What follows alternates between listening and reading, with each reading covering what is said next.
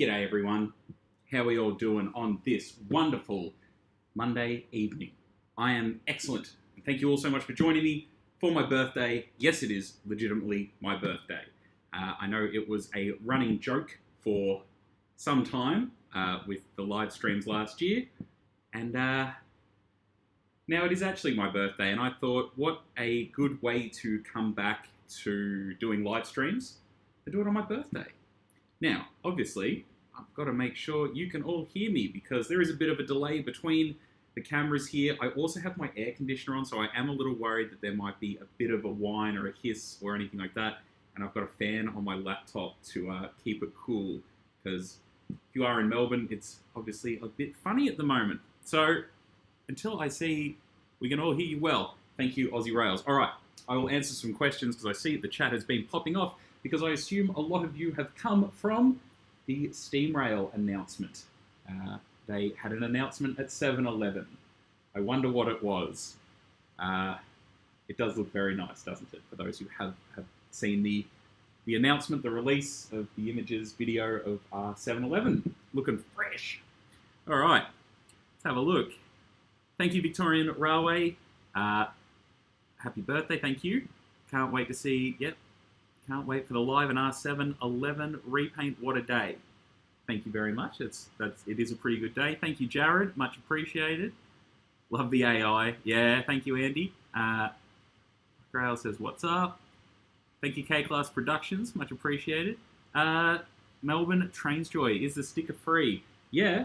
If you come and see me at the Newport Railway Workshops Open Day happening this weekend, just wave me over or wave me down or come say hello and I'll give you a sticker. I haven't actually picked them up yet. I'm starting to panic because I'm hoping they're ready because I got them made locally, you know, support local and things like that. I haven't actually arrived yet. Happy 5th birthday. Oh, someone said it's not my birthday. It is definitely my birthday. I assure you it is my birthday. Happy 5th birthday. Thank you, Lockie.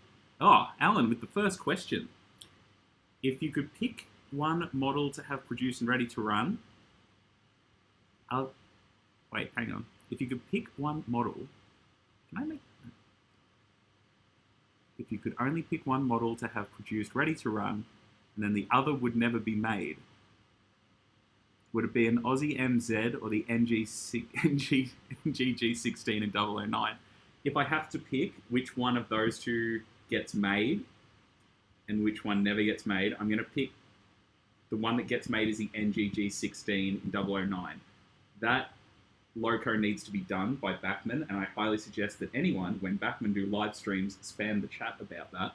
I think that the NGG16 would benefit more people. I might have a certain penchant for the MZ or 14 class.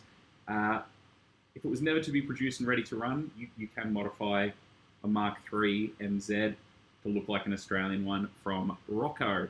So I will take the NGG16. And why is it capitalism's fault? Well, a previous generation, I believe, has something to answer for.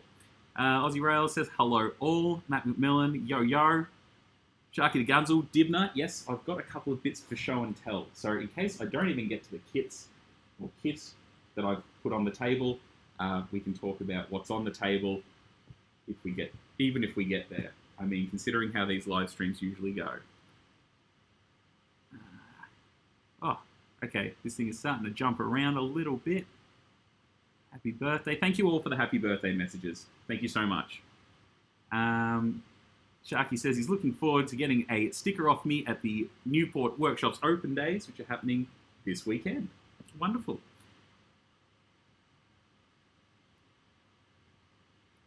Oh, proper chuffed. Thank you so much.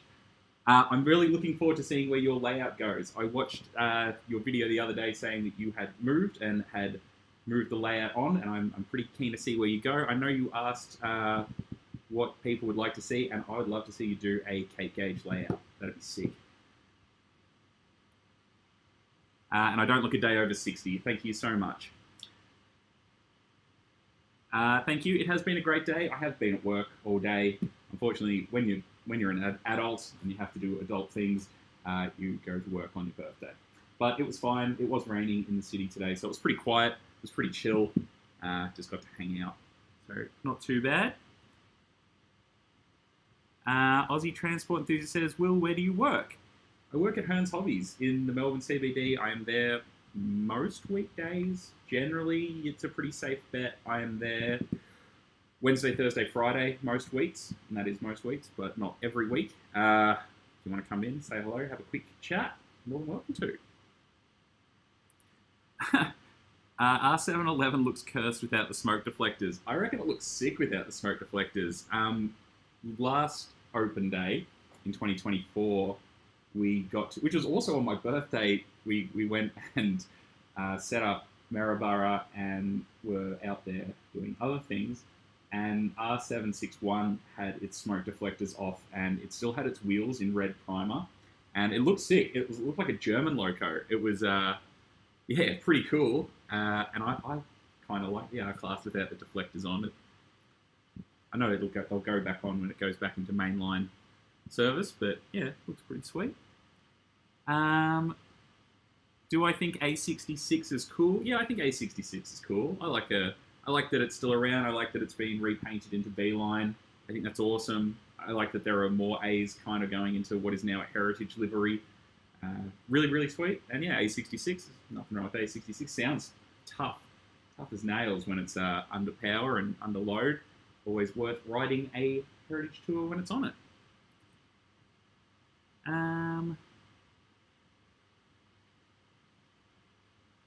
Lock Rail says, Will, I have work this weekend free. What do I suggest you do? Well, my friend, I suggest you jump on a train, and I know you live in Ballarat, and pop down to the Newport Railway Workshops biennial open days happening this weekend, Saturday, Sunday, Monday. There is going to be a lot of locomotives in operation and lots to do, and you can come say hello to me. Trainboy1200 says, am I going to Amra? Yeah, I should be. I should be coming over to Adelaide for the Adelaide Model Train Show happening at the Showgrounds this year. So I found out it has moved from the Greyhound Racing Park, Angle Park, to the Adelaide Showgrounds, which I've been there for a Comic Con, so that's a pretty good venue. I'm hoping, yeah, it does well for them, and I'm looking forward to coming over again for that. I'll be in South Australia probably a couple more times this year. I'm hopefully going to cover Pitchy Richie this year. Hopefully it looks very likely that it will happen. And yeah, we are coming over for Amra. So yeah, looking forward to that. Love coming to Adelaide. I love Adelaide. It's somewhere I would easily live that is not Melbourne, as much as I love living in Melbourne. It's a really comfortable city. It's not huge. It's nice. It's pretty. Yeah, I like coming to Adelaide. Okay, you really want me to say the catchphrase from that awful television show, but I'm probably not. What have we got here? Yeah, you're right, ex-trampoline YouTube. Oh yeah, they said, oh yeah, Acision, oh yeah, we're bringing out stuff in February. Also, Acision doesn't release anything in February at all. Don't know what I'm supposed to say to that. I do not work for them. But you're right. It wasn't just them. There were a couple of other manufacturers said, if you go back and watch the previous news, said that there were other models coming out in February, and they haven't. I think it's something we're pretty used to, unfortunately, in the Australian manufacturing industry here. That, yeah, there's a lot of this is coming, and it gets pushed back with not a lot of transparency, which is unfortunate.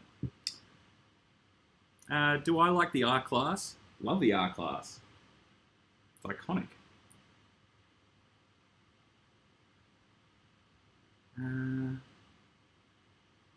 Out of these two choices, Vintage Man Vic. Out of these two choices, which would you rather see preserved operationally?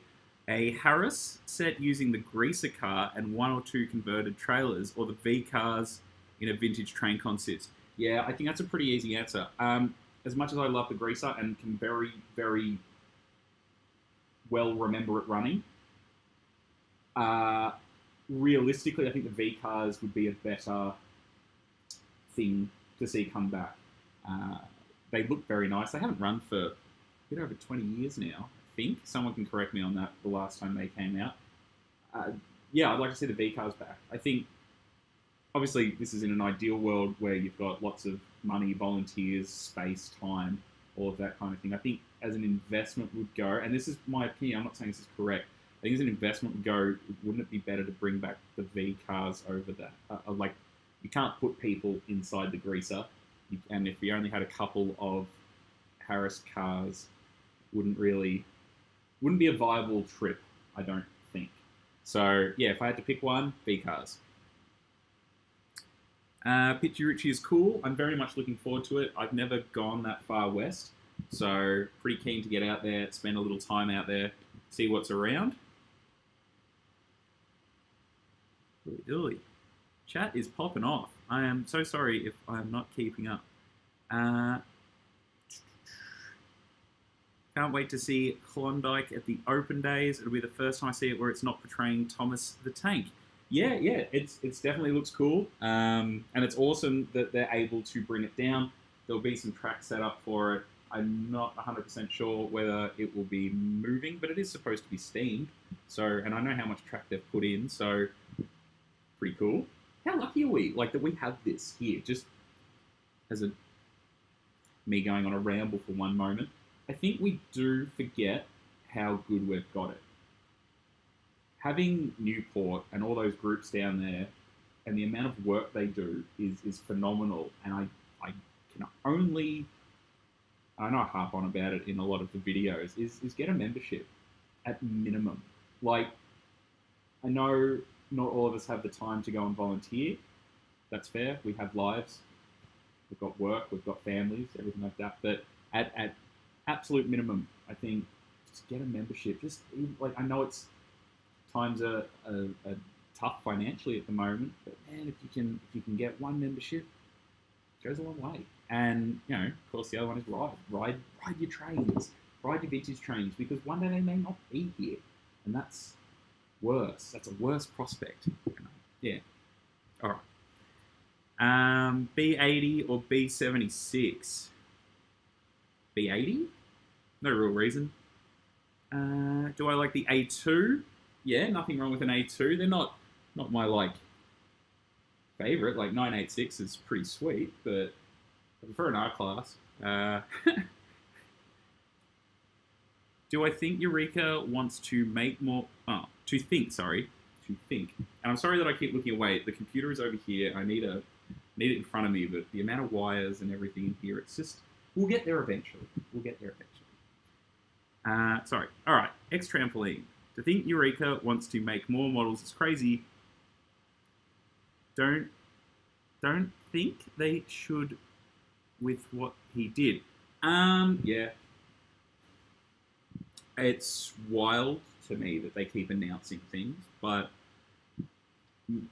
they're allowed to continue trading. I don't know how much, I guess, I can really say on that, but it is wild that every 12 months we get a new Eureka Times with promises and promises. Now, I understand that they got the AD60 out after however many years of delay, and I mean 17 years of a delay on a K-Class is unacceptable. I don't think... I think, you know, the amount of people I see saying, oh, I pre-ordered a 38 or an R. Yeah, I don't know how much I can really say on that. Like, we don't stock... Yeah, no. I just... No. Eureka need to...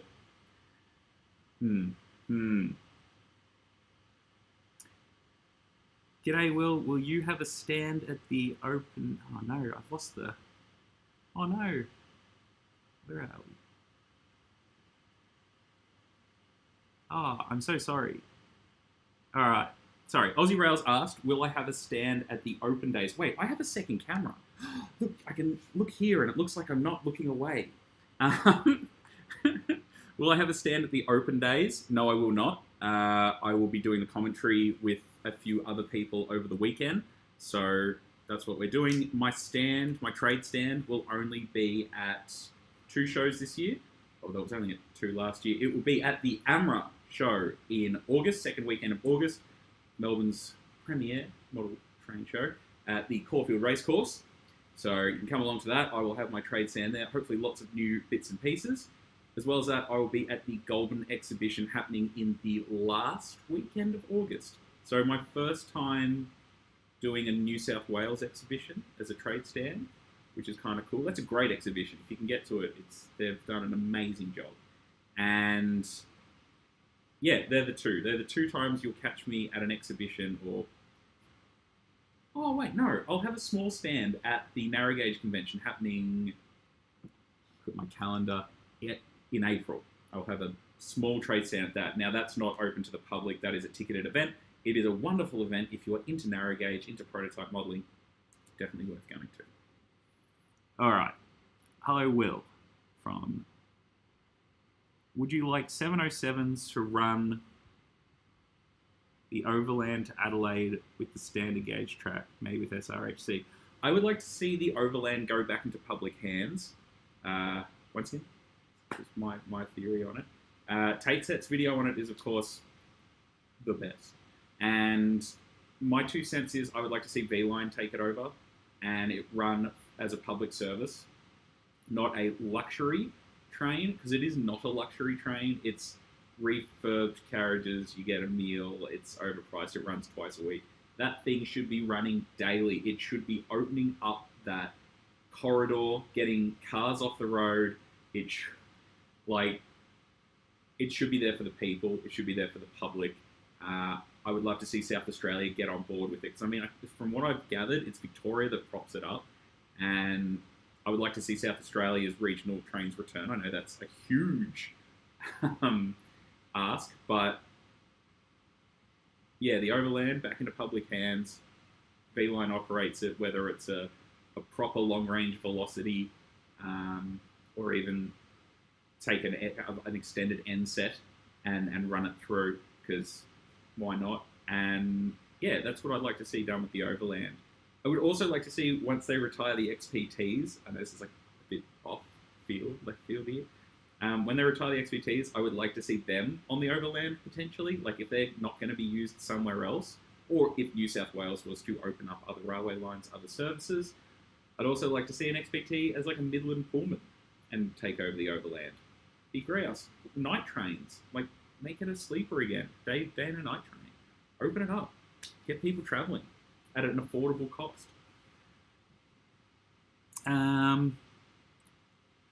Will I be making a video at Newport workshops? Yes. I'll make a quick one. It won't be anything huge. It'll just be a real recap of the weekend. Like I said, I'll be busy most of the weekend. So it'll be a little highlight reel of what was there, what happened for those who missed it. It won't be anything too wild. Am I echoing? Probably. This room is not a sound deadened room or anything like that. It is my living room. I've got the doors closed. If it echoes, I'm sorry. I will get a better microphone for this kind of setup eventually. I want to see an L-class pump around. So do I. I'd love to see an L back. I know it's a lot of work for those to get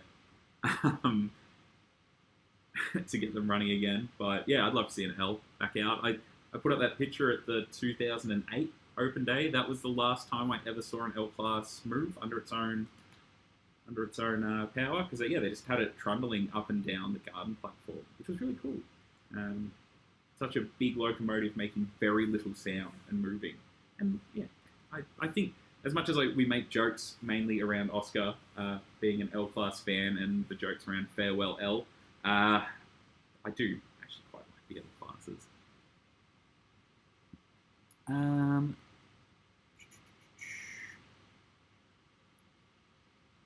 Is Klondike narrow gauge? Because I swear it's standard gauge. Nah, Klondike's 3'6". It's at Bellarine. Yeah, that's 3'6". It is definitely narrow gauge. Nice question. Are you House of Gondor or Rider of Rohan guy? No, I don't really like horses. So I guess I'm House of Gondor if I have to pick. Alright, g'day Will. Will you ever come to Albury for a Trainspotting trip? I've been to Albury a bunch of times. We went up there for 3801. We were up there the start of last year for the LVR rail motor trip. There's not a heap of rail action in Albury anymore, not since they got rid of Bandiana, Wodonga. If I'm going to go north for Trainspotting, I'm going to keep going north. Like the furthest south I'd kind of go if I had to pick somewhere, would be like Junee. Like Junee, Cootamundra, you're going to get heaps of trains through there. And of varied trains, really from Albury, all you're going to see is like some intermodals, some grain. That's really about it, and it's pretty infrequent. Like the closer you get to Sydney, the better it gets, which is why I really like going to the Southern Highlands. Like that area is beautiful, the frequency is insane, and the variety is really good. Like I went to the Hunter Valley, which the video isn't out yet. It's on Patreon, but it'll be out eventually. It was great going to coal country and seeing all those huge coal trains, and the frequency up there is ridiculous once you get like between, I'm going to mispronounce it, Muswellbrook and Newcastle. Like that's wild through there. They're all the same train. It's just, 3 or 4 AC units with a heap of bat wings, and then maybe something on the rear, maybe a DPU. Ardglen was sick, but even then, it's still the same trains. Like, I got a grain going through there, which was sweet, but like coal country, I'll go back and I'll do it over a longer period, but it's all the same train. I like variety. Can I be in your video at Newport workshops? I don't know, can you? I guess we'll find out. Have you ever seen Cube's new Freight Australia G-Class? I actually haven't, considering it went past work today. Like, I can hear the Steely or the Maryvale go over the top of the store. You can definitely hear them over the normal Suburban sets, but I haven't stuck my head out to have a look. I've been sent photos. It looks sweet. I probably should try and catch it when it's on the Steely next. I'm down that way a fair bit, so I probably should try and get a photo in. It looks, it's interesting, isn't it? We have it so good down here. Absolutely we do. Hey Will, do you like monster trucks? Sure, why not? Yeah, okay. I've never been to a monster truck event, but I think I'd probably like it. Yeah, it's not a priority, but if the right time came up, I'm sure I'd go. It's not owned by Cube, it's leased from PN. That's right, but, it's alright.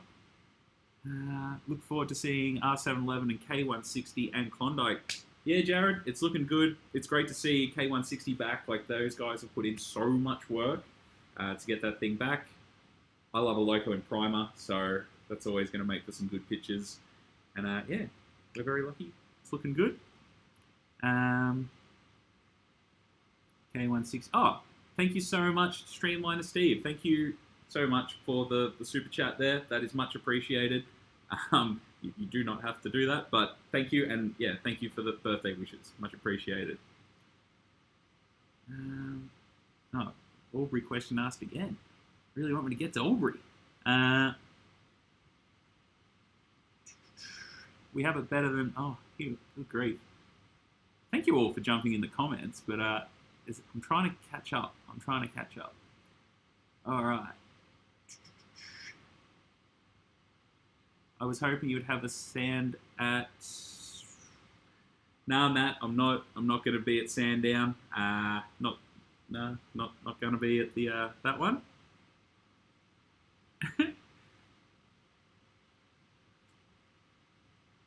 I did not. Hang on, Alfred Thompson here. I did not need to see the feet in that short. Will not tough. Ain't being tough. Just having a good time. Dooly dooly. Settle down. What else we got here? R711 needs to run SRHC Spirit of Progress set. That set's on standard gauge. I mean, it looked cool, all blue train. I mean, Steam Rail's got all blue stock as well. So, totally doable.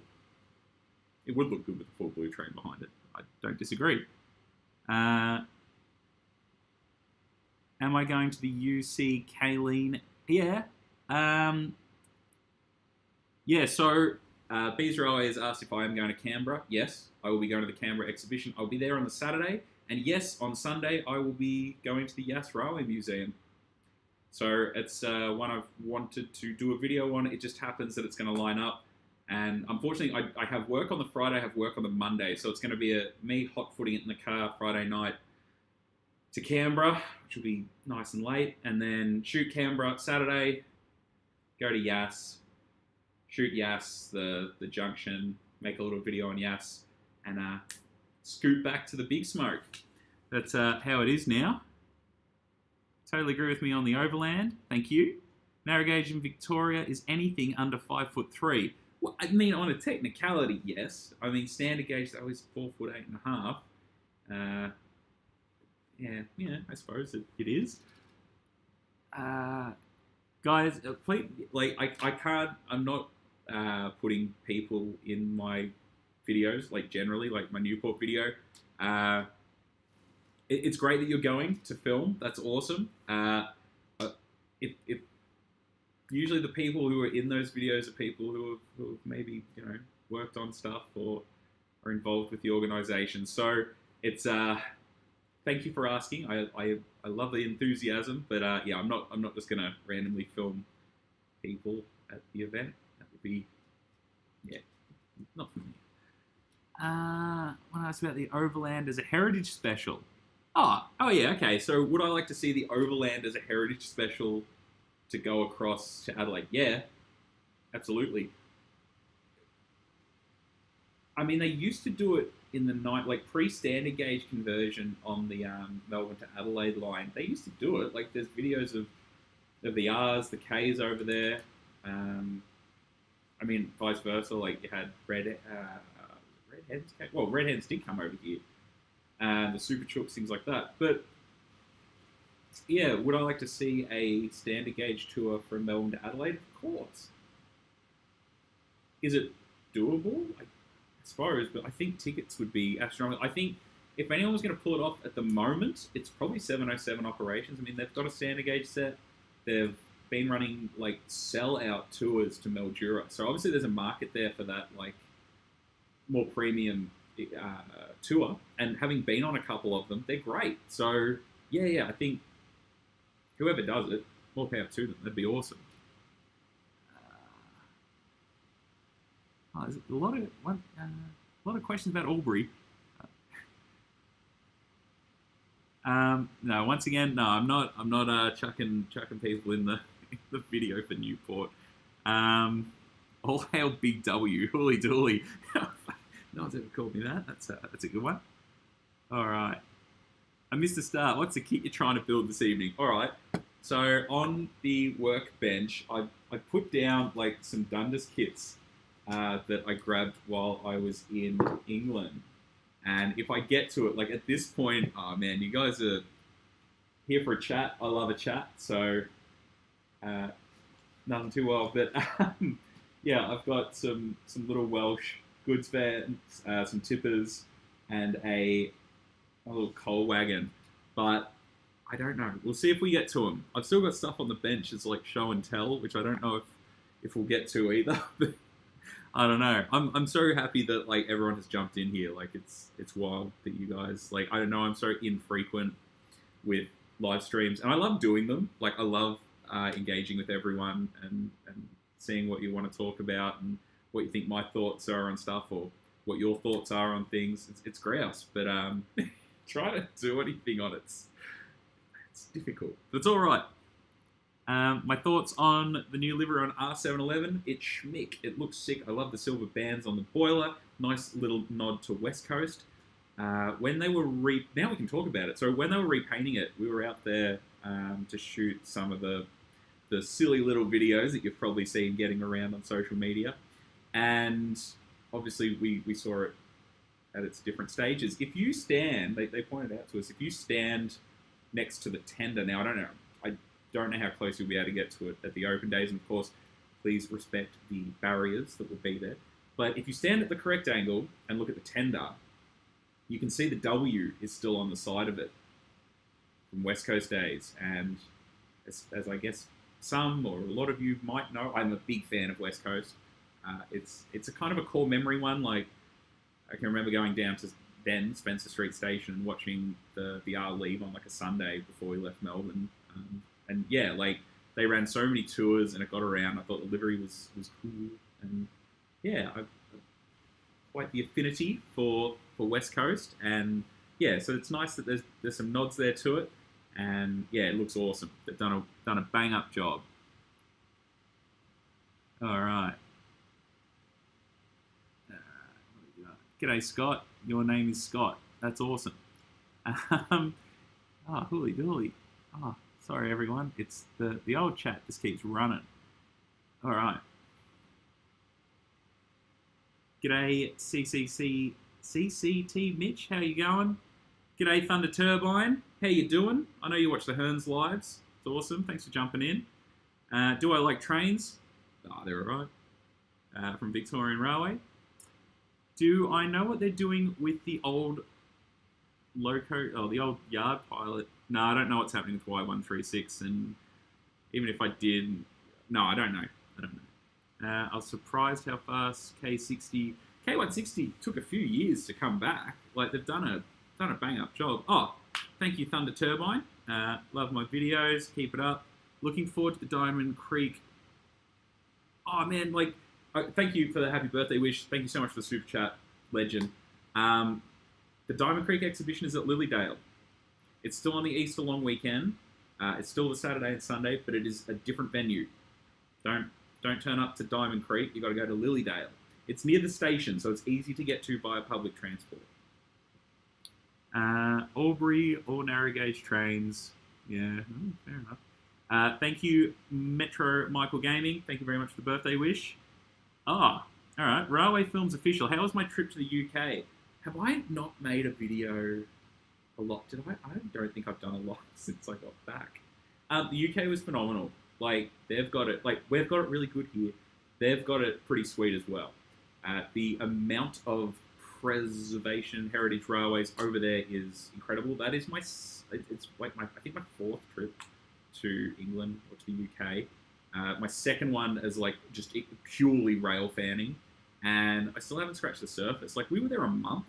Out of that like 28 days, only 2 were not at a heritage railway. They were like just us doing mainline stuff, or at an exhibition.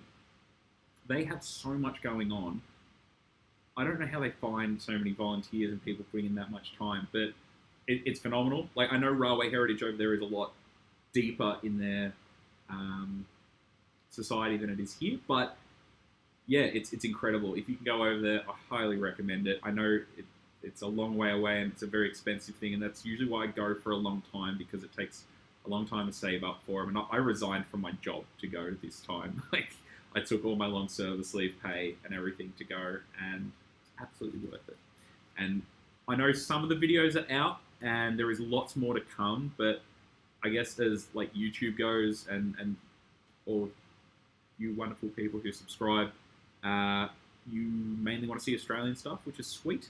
I love supporting us locally here with whatever I can in terms of my videos, but they do a lot better. So it's going to be a mix for probably like the next 6 months of like UK and Australia, like local stuff. So there'll be more coming out. I've still got to get a couple of really big videos out from the UK, which was Great Electric Train Show, which like if anyone here has been to obviously the Corfield exhibition happening in August, Rose Hill, or even Adelaide, like those bigger exhibitions, we are tiny compared to theirs. So that video is enormous, and I know how long it's going to take me to edit, and so it's just getting pushed further and further back. But I guarantee it will come out at some point.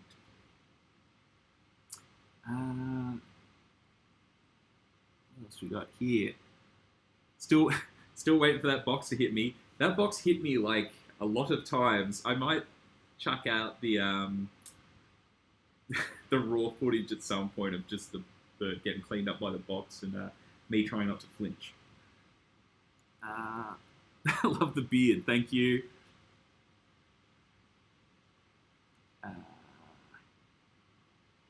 Yeah, I was. Lockrail says I was supposed to be assembling a kit. Yeah, but look, if we want to have a chat, I'm all sweet to have a chat. This was pretty impromptu. This was like me deciding last night when I was coming home from visiting my family in Ballarat that I haven't done a live stream in ages. It's something I really do enjoy doing, and I want to do it more. And I'm so sorry that it's taken me however many months between videos again, but it's been a hectic start to the year. Yeah, I'm sure there'll be plenty of time for building stuff. It's also my birthday. I don't have to work. What do we got? Nah, who knows? Who knows if the kit's being built? All right. Be cool if they used R766. R766 is getting used. The picnic train use it. They use it flat out. I can't wait to go and see it. It's been a hot minute since I've seen it running.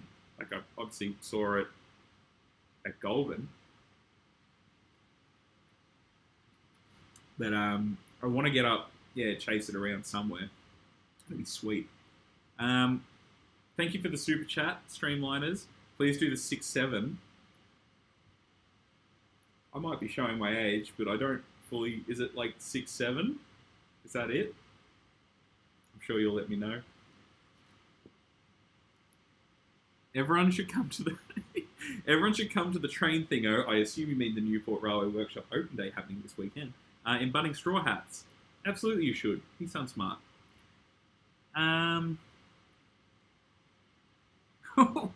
That is Tommy Matt. That is unhinged. Yeah, I'm not going to read out what you've written. It's not that it's just a bit weird.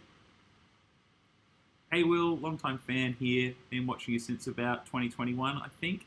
Yeah, I think this is the 5th year of me on YouTube, but it's like the third year of it being taken like... I've tried to take it more and more seriously every year as like...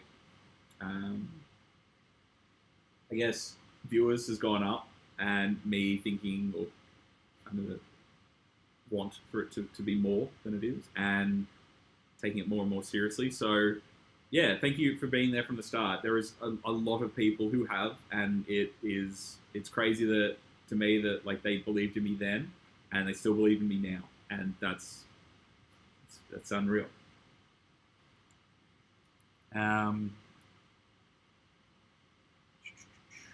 Show and tell with Will James. Yeah, I can do show and tell. I brought some stuff for show and tell in case we got there. Let me know if you want me to do the show and tell. I've got a couple of like English bits on the table that we can take a look at, and I can tell you about some plans for that if that's what you want to see. Otherwise, we can keep doing this. It's all pretty relaxed. All right. How was it to see Linda at the Festiniog Railway? It was great. Festiniog, I've been to Festiniog before. Portmatic is beautiful. Me and some friends went. We got an Airbnb. We stayed there as like a base, and it was great. That was such a good time. Like, just I guess it was like a boys' trip, and we just hung out. And we got stuck in a storm, but we hung out, watched silly train videos, and went and rode trains and chased trains all weekend. It was sick. Yeah, it was great to see Linda and Blanche and all the other infamous locomotives of the Festiniog and Welsh Highlands Railway. It is a beautiful area, and it's stunning, and yeah, it's definitely worth going and seeing. Sharky said, "What's in the box?" Oh, the box that hit me. It was filled with toilet rolls originally.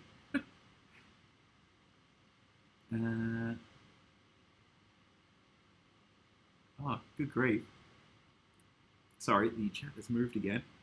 All right.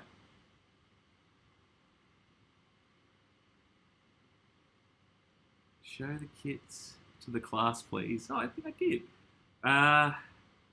Do I like the snow train from Jared? Yeah, that's a grouse trip. So I've done the snow... Look, being a bit of a gunzel, I have no interest. As much as I actually like going to the snow, and it's been a hot minute since I've been, I don't personally want to catch the train to the snow. I think the best trip that day, like I've done it twice now. I've done one, the first one I went on, I did the full gunzel and stayed on it all the way to Traralgon, watched them turn the R's at Traralgon, and then hung out in Traralgon for what, like 6 hours. Wouldn't do that again. But the if you go to Walhalla, the Walhalla trip part where you catch the bus from, I think it's Moe, they bus you out there, you do the Goldfields Railway, and you have lunch there. That is, I went with some South Australian guys from Steam Ranger. That was sick. That was a great day. That was really, really good. It's cold, it's wet, but that railway is really fun. And I've got on my list to do a video for the area because there's lots you can do out there, and I want to kind of do it as a weekender and go back. But snow train wise, it's running this year. I think it's on the. I'm pretty sure it's on the Steam Rail website. I might be wrong, and I might have just made that up. But I thought they were trying to run it this year. I might be wrong. I might have just said something very wrong. So fact check me. Jump on Steam Rail's website and have a look. But yeah, grab tickets when they're available. Obviously, it hasn't run for a little while, so it'd be good to get on that again.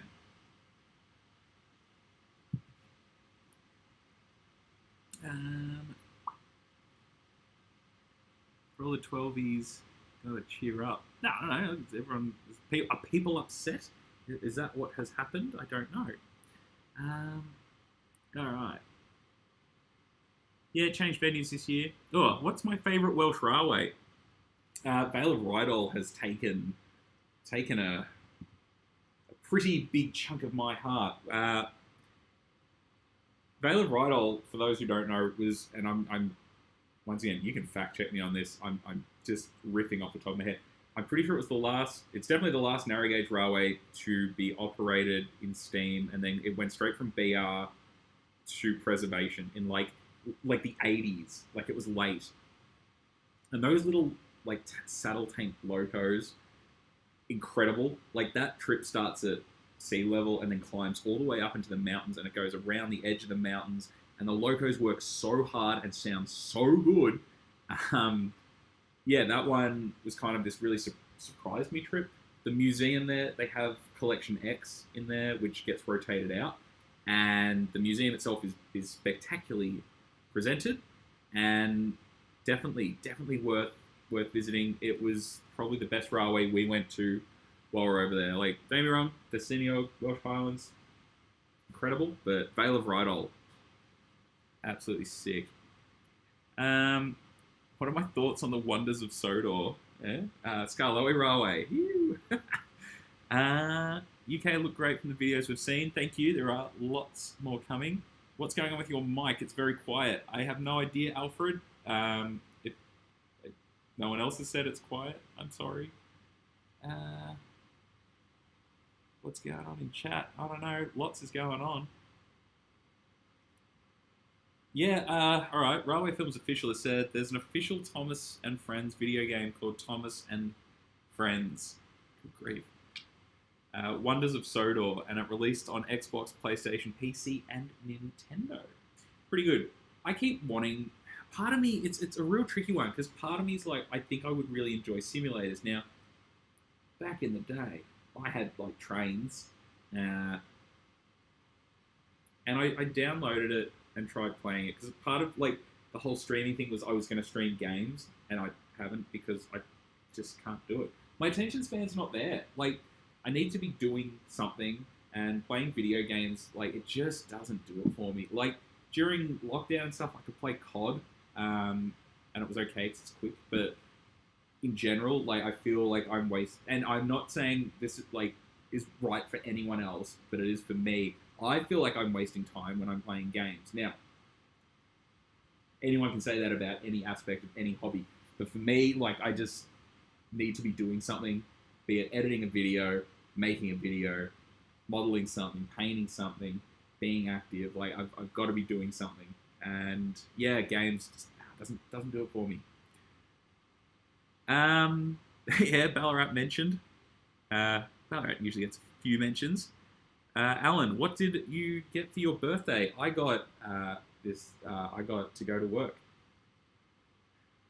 I don't get anything. Like, Mum gave me some presents. Thank you, Mum. I'm sure Mum might be watching. Yeah, I got lunch, and today I got to go to work. So, and I'm here with everyone else now. This is like the, I don't know, this is probably the better birthday present. Like, to hang out with everyone else. Denture Day Go. Yeah, interesting game. I like the controller for it. All right. What do we got? Oh.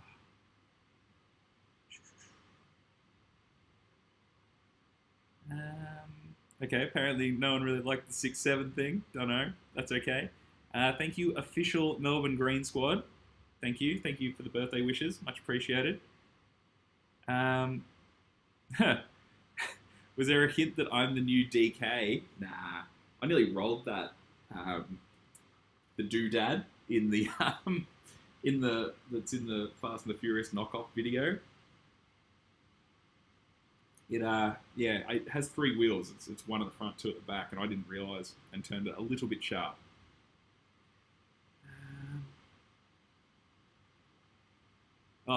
Vanden Bricks has asked me, thank you for the birthday wishes. Did I get to watch my favourite V-Line video today? You mean Power Parade? Definitely isn't one regarding an L class. Jason has said it's been a long time between streams, but at least I have plenty of practice on the Hearns live streams. Yeah, we do a live stream at Hearns once a week on a Friday at 2, which I know isn't ideal in terms of time, but we have to do it while we're at work. Yeah, you can watch us on that. I usually bring on something railway related that's come into the store or that I've got excited about. But yeah, we do that. Oh yeah, Philip has asked, well, he said happy birthday, thank you so much. Which exhibitions will Fremo 9 be attending this year? You can catch Fremo 9 at the Corfield Model Railway Exhibition happening in the 2nd weekend of August. We've put in for it. We got asked to go, so I'm gonna go out on a limb here and say that we're going. And Goulburn has asked us to attend, and I have said yes. I'm not sure how big of a display we will get for Goulburn. We're still working that out, mainly because unlike like a normal model railway club where they usually have a truck or a trailer and a single layout, obviously it is a large group of people, and we can't pay for it, if that makes sense. So we're going to see who wants to go, and we'll do a call out in the Facebook group for it. But at this point, those are the... Oh, wait, and the Narrow Gauge Convention happening like next month. They're the 3 exhibitions we'll be at. Narrow Gauge Convention, though, not open to the public. And then, yeah, the other 2 are the Amra exhibition and the Goulburn one. And that's all at the moment, and I'll go out on a limb and say it's probably going to only be those 2. Sorry, that was a bit off. Mainly because of logistics. It's very hard to... Like, Adam, who is hopefully watching, does a huge amount of lifting in that for that group and does all the layout planning and things like that and a lot of behind-the-scenes work. And, yeah... obviously, we all have lives to lead as well. So, yeah. But we will do other meets. Obviously, we have reasonably frequent meets at the Amra Club Rooms in Melbourne, Glen Iris. And hopefully, we can find a bigger venue soon. Do some more. Climbing the Summit. That's a classic V-Line film. Absolutely it is. I like that there's a sequel to it as well. What else we got? Thank you, Steam fan. Much appreciated. My thoughts on the new Thomas... Oh, sorry. On the Thomas game. That's my thoughts. 1st of August. Is it the 1st of August for the exhibition? Have I made... I've got it as 8th and 9th. Yeah, no, 8th and 9th. West Coast driver training runs were great with the normal V-Line services being a West Coast R-Class. Yeah, John. Yeah, all those driver training videos are sweet. Or when it was happening, they were running like Geelong services with the R-Class and stuff. That was sick. Thank you very much, Rewinds. Much appreciated. All right, Melbourne Comment just said they recently picked up one of IDR's W-Class models, and while it's fantastic, It's a bit of a loud runner on DC. I don't suppose you got any fixes for that. That's odd that it's a loud runner. I reckon they're one of the best models that has come out in the last few years. I would, depending if, obviously there's a little bit of context missing. Did you buy it new or second hand? And even then, regardless, get some gear lube for it. It's probably just that. It's probably just dry. It should be all it'll be. If you get stuck, email IDR. They're a great team, and yeah, definitely worth having a chat to. Railway Films Official is excited to see Y112 and R761. Great choices. Oh, okay. Official Melbourne Green Squad has asked me what. Oh no, it's done it again. Oh, no. I will find where you asked that question. There we are. What's my favourite metro train? Currently running metro train. Maybe controversial opinion. Siemens Nexus is number one. I think they ride the best. Like, as a commuter, as someone who catches a train into the city, many times during the week, and living on the line I live on now, I don't have the Siemens Nexus units anymore. My where I used to live did, and they ride the best. They're comfortable, high back seats, and I prefer riding them for, my 30-ish minute commute. Behind them is HCMT, which I also do not get on my line as a commuter. I think they ride really well. They have a good feeling. Oh. Behind that, YouTube. Oh, hang on. Oh, we've got technical difficulties. Hang on 1 second here. Okay, hopefully this doesn't wig out. It says that it's not receiving enough video. Well, we'll soon find out.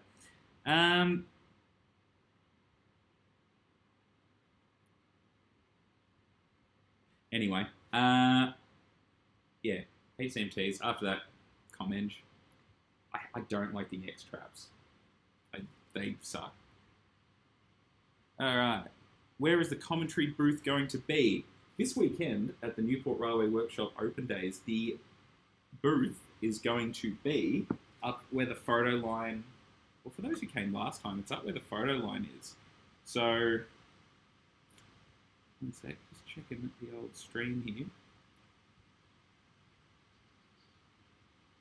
Excuse me. It's up at the photo booth. It's top of the ladder track, top of the yard, the Newport end. So you're going to go for a bit of a walk to come find me. All right.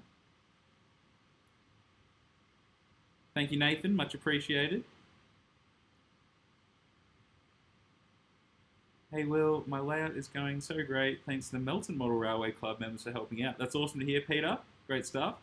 Thank you, Railway Life. Much appreciated. I will definitely stay hydrated today. Absolutely have. It's a weekday, so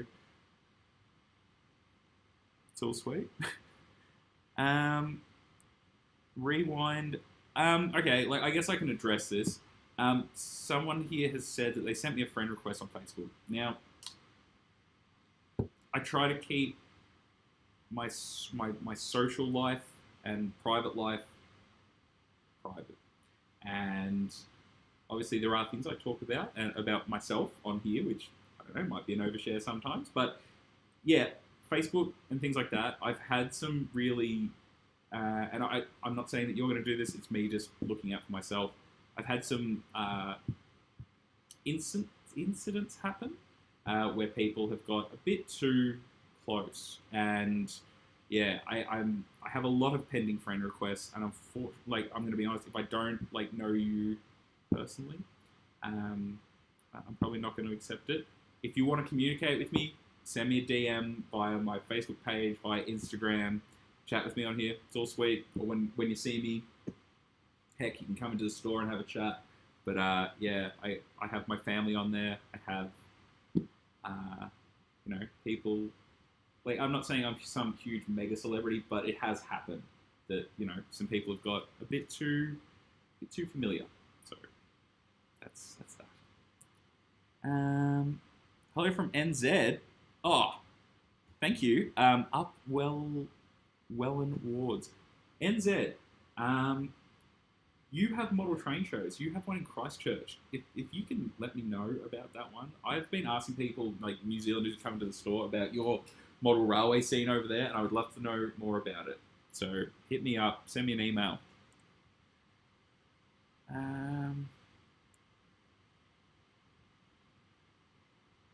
Samantha's buses, thank you so much.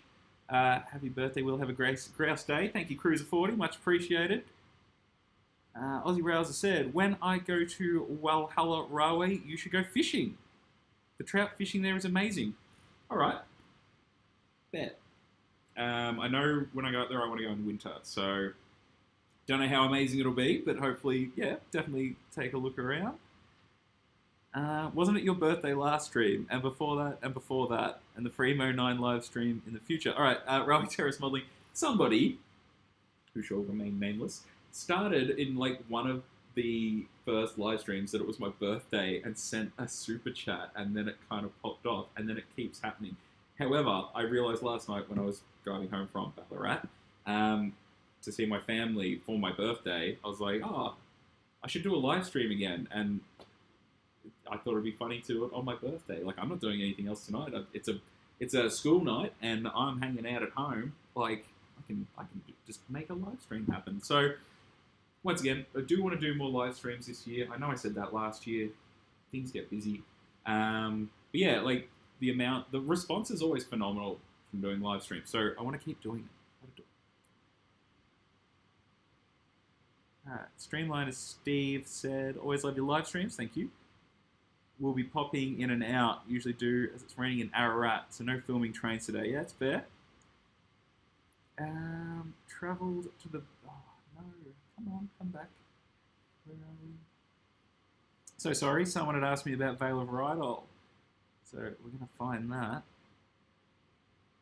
Oh, sorry, just to answer that. Freemo 9 live stream in the future, hopefully. So we had planned to do it at the last meet and kind of got distracted and didn't do it. It does take a lot to do a remote live stream, so we've kind of found out. And reliable internet is the main one. So obviously phones are so good, but also it eats up all your data. So it's one I will work on and one I'd like to do. Could happen. Travelled on the Vale of Rydal, blue steam tank loco, double arrow markings in the 80s. Yeah, it definitely happened. And it was, yeah, that would have been sweet. Oh, sorry, Alan. Yes, 1st of August is the snow train. Much appreciated. Then the weekend after is the Amra exhibition, which I hope to see lots of you at.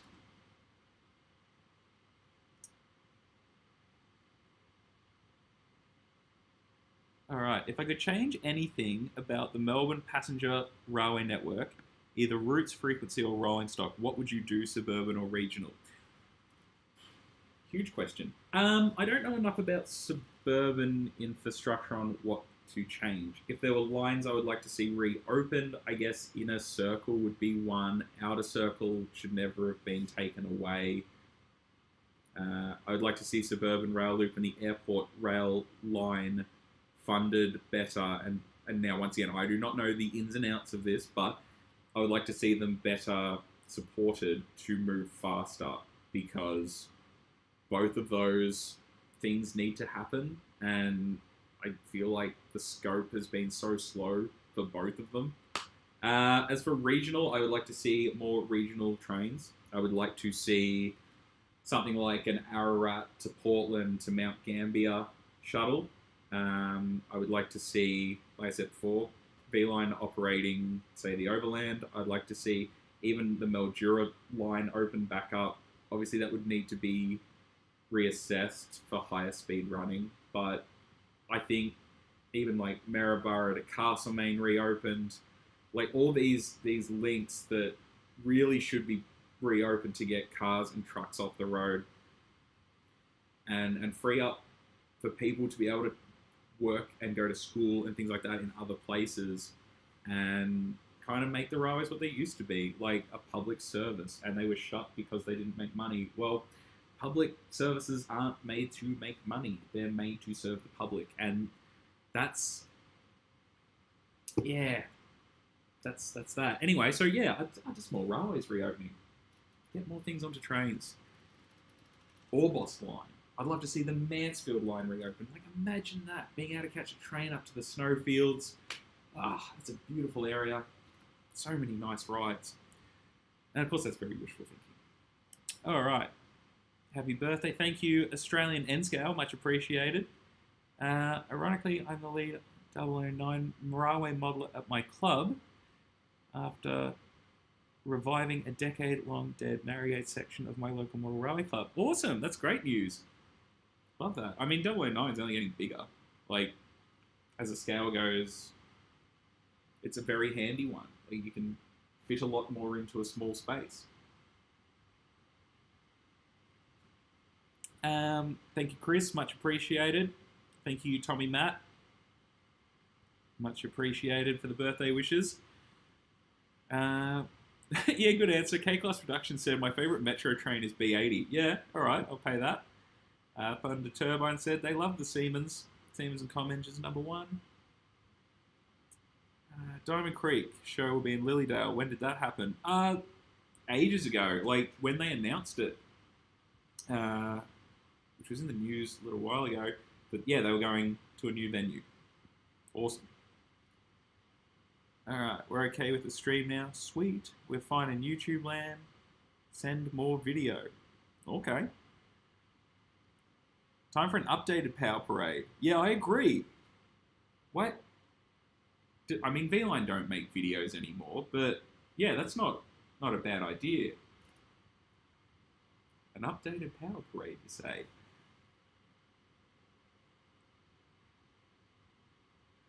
Alright, so Jason has asked, so the August show is going back to the Corfield instead of the showgrounds. The showgrounds is usually the first weekend and clashes with the Braybrook show. Spot on. So this year, it does not. It is going back to Corfield, where it was for a long, long time. And it is the second weekend of August. So there is no clash. There is no clash with Braybrook, Sunshine. And yeah, going back to Corfield. Tickets will be available soon.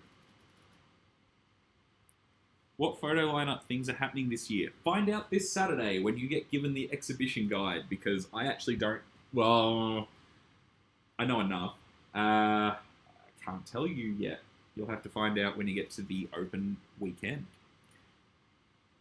Only group user here, the X-Trap 100s are the worst seat comfort suspension. Yeah, they're terrible. And I mean... Today, like, it was raining, so, I mean, a spittle of rain and those things are slipping. They're terrible. Awful.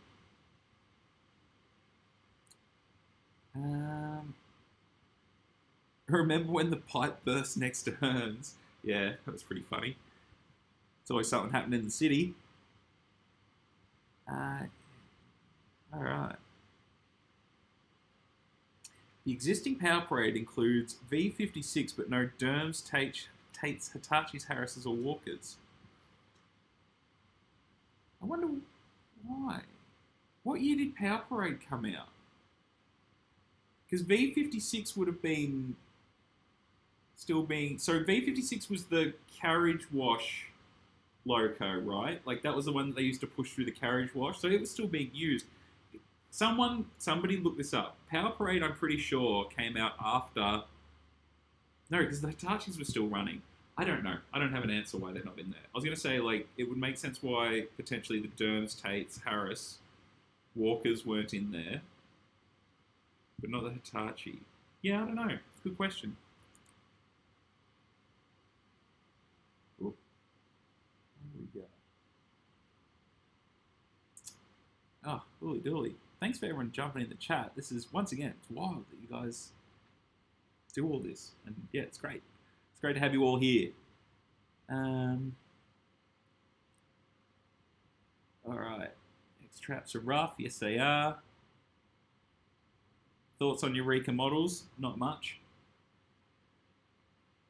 Alright, thank you very much, Railway Films Official. Much appreciated. Thank you so much.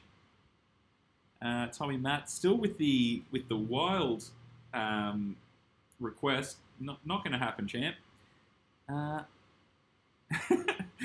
I've got nothing to do this long weekend. Any recommendations?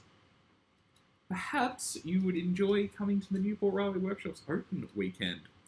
Here it's going to be pretty good. Pre-book your tickets so you can skip the line. What's my favourite Lord of the Rings location? New Zealand? What's my favourite train?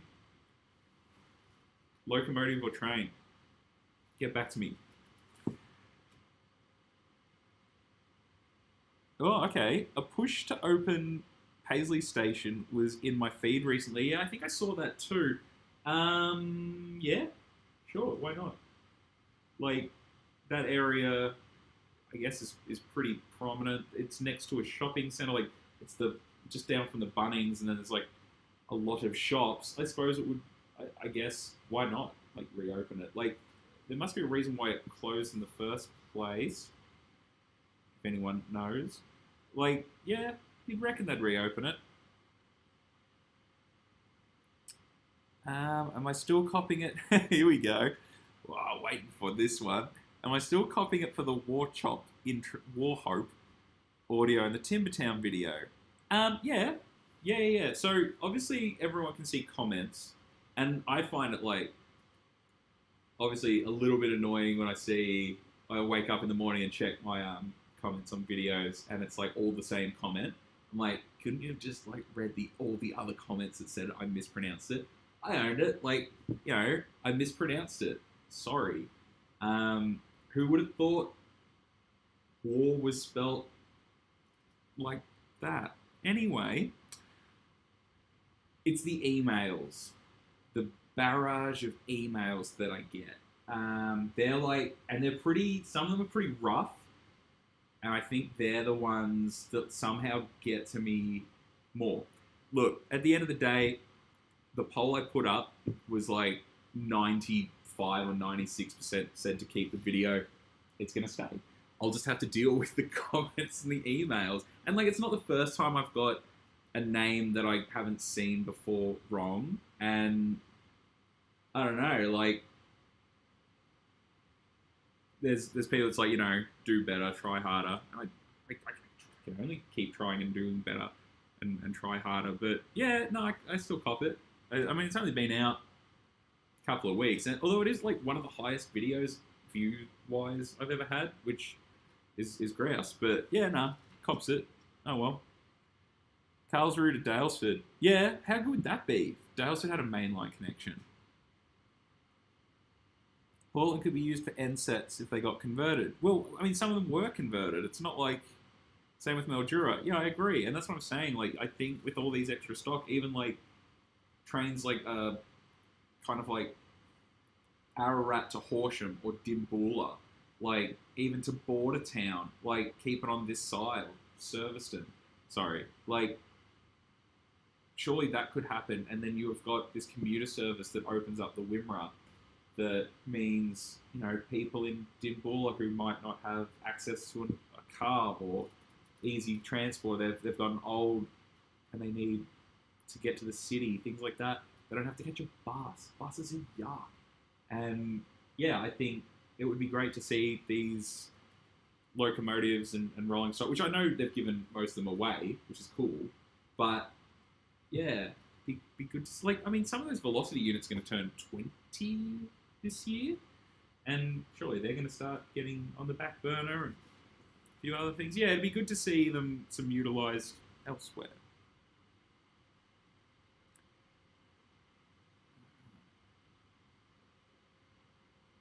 Just gonna fix what we got. Oh, holy dilly. Alright.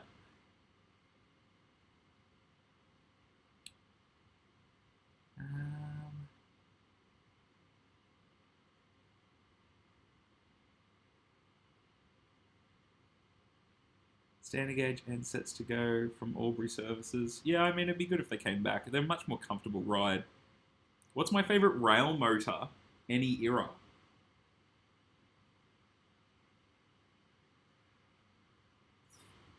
That's a good question. All right. If it has to be Australian, it's the DRCs. Tulloch. Yeah, I'll pick that. I like the stainless steel look. That almost kind of like Soviet kind of look. I quite like. If I have to pick, I don't even know. Like overseas wise, like a Keen car is pretty cool. I like a Brill as well. I think they look cool. Um, yeah, that'd be my picks. Um, let's hope that V-Line is looking at ordering new DM units in the near future. Yeah, I mean, I don't understand the Velo thing with the long distance ones. Like now, someone can probably correct me on this. Why they need to be like a motor unit, trailer motor, and repeat? Wouldn't it be better to have like a mini XPT kind of setup, like driving at both ends, and then have like 6 cars, so you only need one buffet, and maybe modernize them, USBs in the seats, USB-C outlets now, and Wi-Fi. Like, I don't know, modernize it. Tate's. Ooh, okay, all right. Is the Tate train running to Corfield? Maybe using the Frankston line. We will see. I don't know. There's nothing confirmed. I would love nothing more than to see the Tate running to Corfield, or perhaps, I guess, ideally, and once again, this is not actually happening. This is just me saying what I would like to see. I would like to see the Tate with the steam loco doing like Glen Iris shuttles, and that had a stop at Corfield. So the reason for that would be Glen Iris has got sorry, not Glen Iris, Glen Huntly. Good grief. Glen Huntly shuttles with the stop at Corfield, because Glen Huntly's got the crossing back over. Cool. All right. Power Parade's more focused on locos. Yeah, it definitely is. Thank you so much, Lockie, the Tank Commander. Loves the videos, loves the news. Awesome. Will I ever start to make the model? Probably not. Not at this rate. Okay. Like usual, everything's derailed. And like I said, it's been a little while between videos, and it's good to have it all set back up again and see what works and what doesn't work, because tonight I've got 3 cameras for fun. All right, actually, look, we've got it here. I'm not going to make a kit. I don't think it's going to happen. But let's do a show and tell. So this is a kit that I got a little while ago. Oh, which way did we go? Oh, this is so exciting. This is an MS Models kit of one of the stations on Vale of Rydal? No, Talaklim. And I made that one and painted it. And that was a lot of fun. Quite enjoyed doing this one. And I did a similar one, which also came from Meg, the train girl, which was this little building.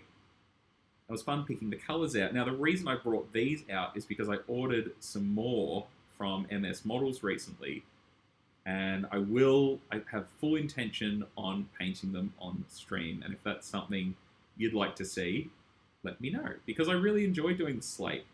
Like, you can pick out individual ones, you can do colour variation, chuck a wash, some weathering powders, pick out some highlights, got the seats in there, door, little ticket booth. It's fun. They're good. I even did the little water tower. So, same thing. I really like doing the slate, and then, got the water tower, a little bit of weathering.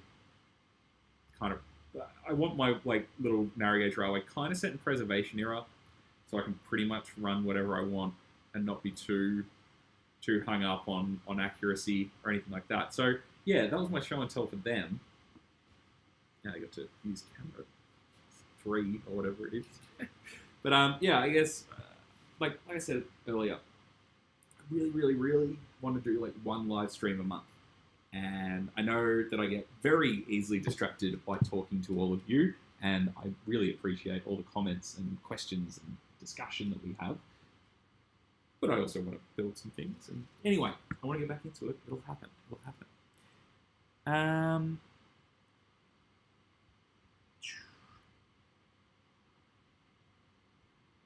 When is the Bellarine Railway video coming out? I don't know. I did one towards the end of last year. I shot another one, I think it was right in between New Year's and January. I've got it. I haven't finished it.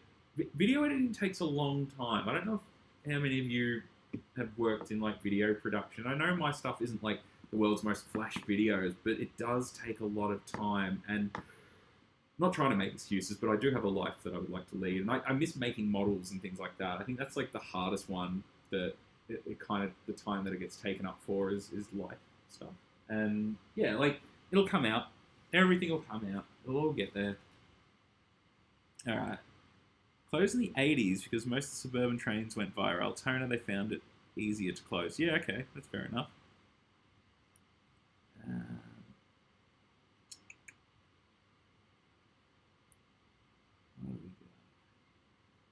What do we do?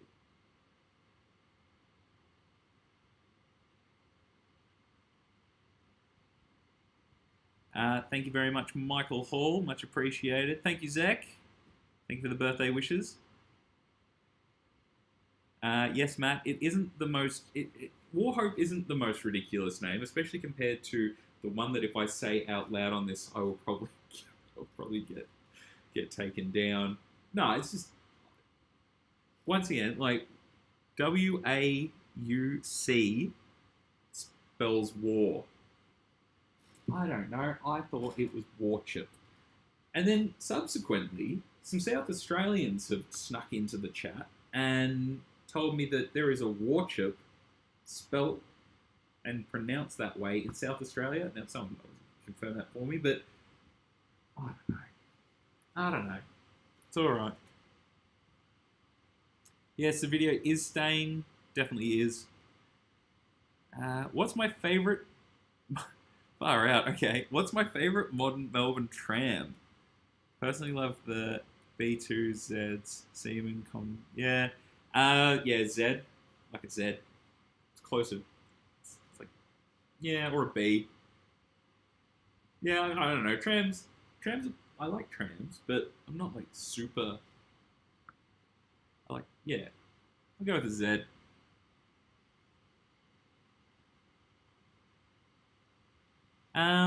Yeah, I think so. Trampoline YT has said on the Warhope situation, I think them constantly emailing and commenting is everything wrong with this world. People don't understand you are doing it because you love the hobby, not because you need. Yeah, like I think a lot of people, and I think, and I'm generalizing here. A lot of people I speak to at exhibitions, generally a little bit older, think or are under the impression that I am a millionaire off YouTube, and that it is my full-time job. I mean, it takes up more time than anything in my entire life. But I think they think that like it's funded like, I don't know, like a travel show is on Channel 9, like, and that I have editors and script writers and producers and all that kind of thing. And I don't. It's just me. Like, I get some help from some friends every now and again, and I appreciate that more than they can believe. But at the majority of the time, like that Warhope video, I got in the car on Friday night after work, drove as far north as I could, slept in the car, and kept driving. I did go via Cowra, and there is an LBR video coming out. It's just a quick one, just I was stopping at the museum. And then, yeah, came home and went to work. Like, because I knew it was closing, and for me, I had to do it.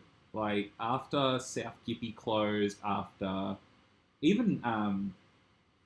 Caribbean Gardens closed, like, I really should have gone and made the video as, like, I feel that I should have, as, like, posterity, but I didn't. And, yeah, when I heard that was closing, it was on my list of to-dos, and I jumped the car and went. And that video was shot almost on the fly, and it was kind of written, scripted, edited, and released as quick as I could, which is obviously may have been a mistake, but it's done, and I'm glad I did it. And I think, yeah, a lot of people just, like, I admit, I made a mistake. Like, I mispronounced it. Like, I mispronounced, like, this one always kills me. There's Binalong, which is between Melbourne and Sydney, and I called it Binalong. And then that was like the first one that I got apparently wrong. I then got told it was one or the other. Like, there was so much conflict on it's pronounced this way, it's pronounced that way, and then the Epping Club in New South Wales has Binalong Illanong Creek, and I said, is it Binalong Ilanong or Binalong Illanong? Like, I don't know. It's too much conjecture. It's at the end of the day, they knew what I was talking about. Anyway, that's that. All right.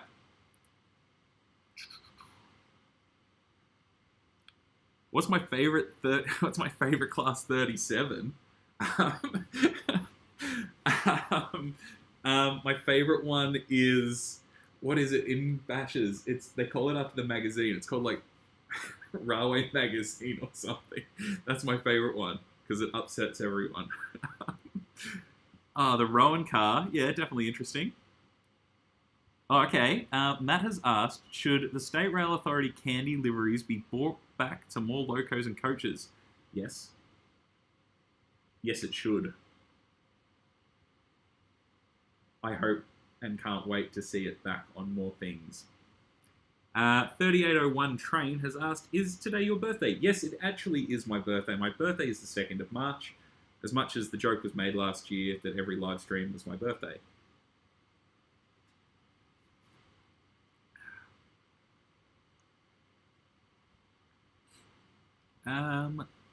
Question. What narrow gauge loco would I like to see? Okay, there's an easy one. The Up Wellington Wards has asked, the question for me is, what narrow gauge loco would you love to see or own in 009 form? Yeah. If I have to pick one, it's an NGG 16. If I have to pick two, K1, I would love to see in 009.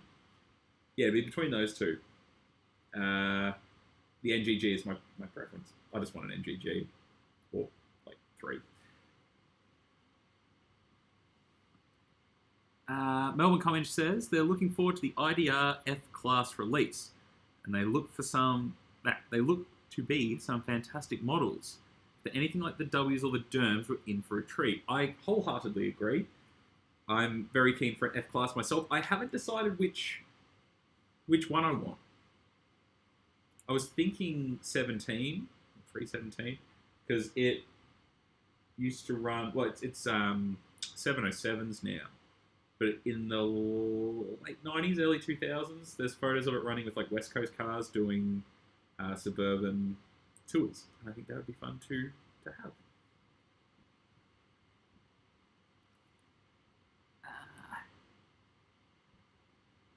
Oh, yeah. So K1571 said, did anyone here buy the $300 A7 and ML2 books that were listed last week?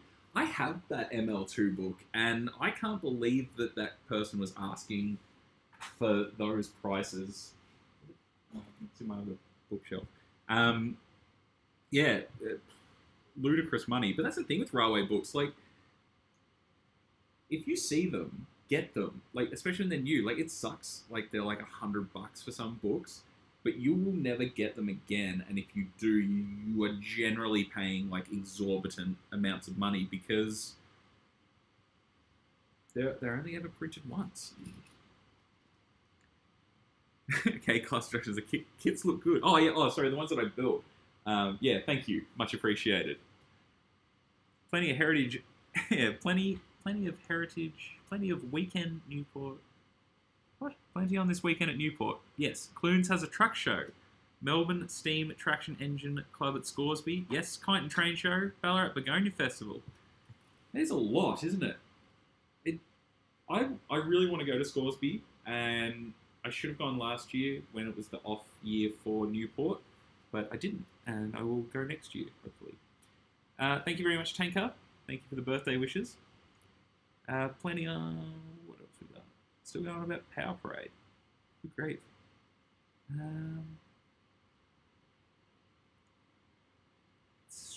Holy dooly. Alright. Has anyone heard anything regarding the SDS models, BK cars? Pre-ordered them. Haven't heard anything since. No, I haven't heard anything either. I don't know. I was very... Like, this month, SDS did actively put things in the news, and that was great.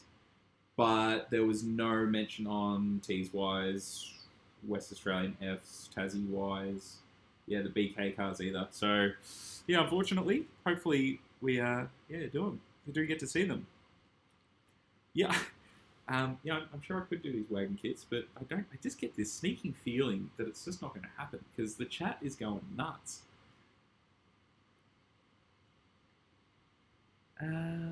So the Lilydale show. Look at buying some Markland stuff. Yeah, cool. Yeah, 3-rail or 2-rail. Okay, Sharky the Guzzler says Blue Linda spotted. Blue Linda is on the table. I did get asked, was Linda going to be in the video tonight? Linda is in the video. Now, let's see if I can hang this out. Oh, look at that. Yes, this is Blue Linda. So, for those who don't know, Linda came in a few different... Sorry about the rolling. If it's coming through on your end, there is a bit of a rolling light thing with this one. This camera. Linda came in a couple of different options from Bachmann. You could get mainline Hunslet Linda, which is green, which I already have. You could get Quarry Hunslet Linda, which is Linda without the tender.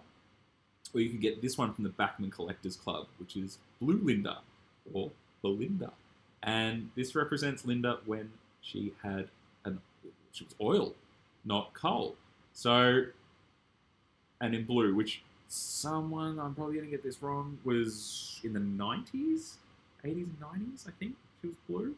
And yeah, I happened to pick this one up at the Great Electric Train Show, and the second I saw it, I undenied about it, which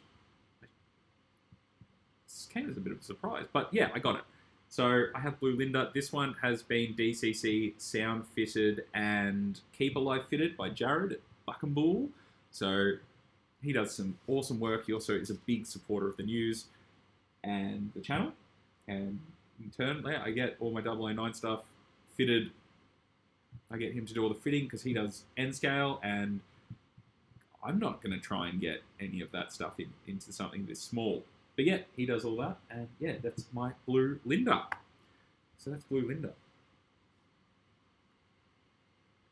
All right, Lilydale is much further than Diamond Creek from Thunder Turbine. Yeah, like that's the thing with exhibitions moving. Like, it's obviously going to suit some people and others less. Like, I could be, I guess, selfish and be like, oh, look, Showgrounds is the easiest exhibition for me to get to. It is the closest to my house. But it's not about, it's just how it is. Like, exhibitions have to move. They have to, if you want them to exist, I guess, unfortunately. Should Melbourne, yeah, all right, good question. Should Melbourne give double-decker trains a go again? I think trying to get, I don't know, like, I hate catching a packed train. It sucks. Like, you're on your feet all day and then you're on your feet for another 30 minutes. Or in the morning too. Would a double-decker train fix that? Maybe, but how much infrastructure would then need to be changed to make that happen? Would it be worth it? As Melbourne grows, maybe. Like, the 4D was sick, and it's a shame that it got cut up. But, yeah, I don't know. Maybe they should do a case study to see. I mean, it'll probably cost some exorbitant amount of money, but yeah, it'd be interesting to see a case study done to see whether a double-decker train on certain lines would be a solution, or just, better, if we could, better frequency.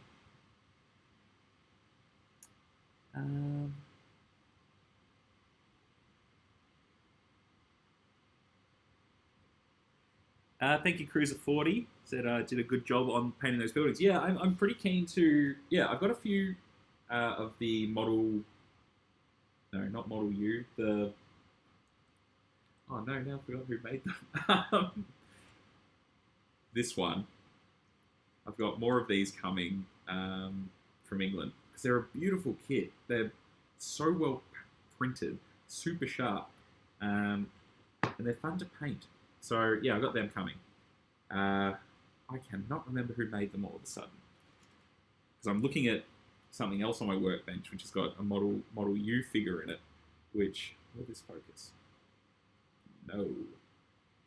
We'll focus on the other one.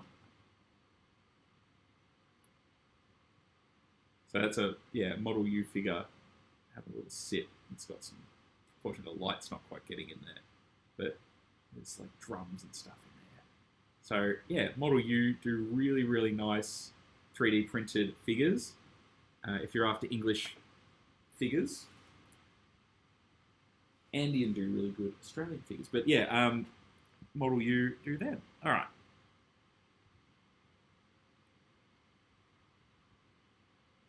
Victorian Year in Steam series came out every 12 months. It took a year to compile as the principal producer had a life outside of editing those videos together. Yeah, and I can't imagine how long those videos would have taken to make, especially considering like it was edited on film.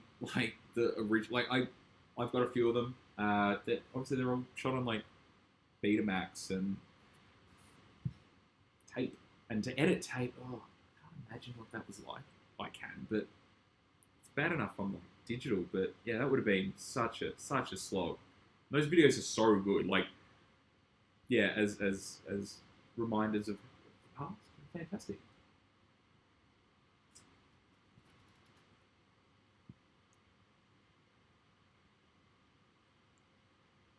What's my favorite N-class loco? The diesels. Oh look, okay. If I have to pick one, it's City of Bairnsdale in the grey front livery. It's out of my era of modelling, like just. I could probably make an exception, like just, if I really wanted to. And I look at it, we've got them at work, I look at it going, do I, don't I? I like that. I like an obscure livery. I like, you know, a more niche one. So I've got to pick one. I don't really care for the numbers, like oh, that's my favourite one. But that's my favourite, like, liveried one.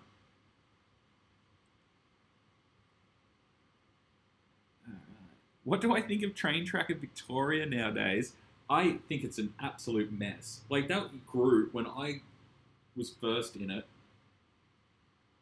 whenever that was, it was really good. It's really handy, really helpful. Now it's just a mess. Yeah. Oh, well. That's, yeah. Oh, dearie.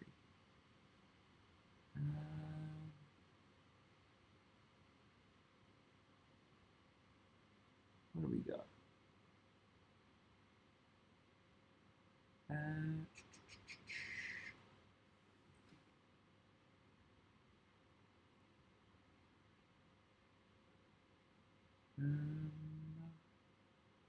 Good grief. All right. Anything preserved in West Coast Railways when? Yeah, I'd like to see some of the like fallen flag liveries back. I don't know how you do it. Like, I guess it'd be diesels. I wouldn't mind seeing a West Coast or a Great Northern locomotive back. I guess if anyone's going to do it, it's probably SSR at this point. Like, they love, like, you know, they've got the AN stuff. They've got their take on VR. Yeah, I'd like to see a West Coast loco back in the mix, and I'd like to see a Great Northern loco back in the mix.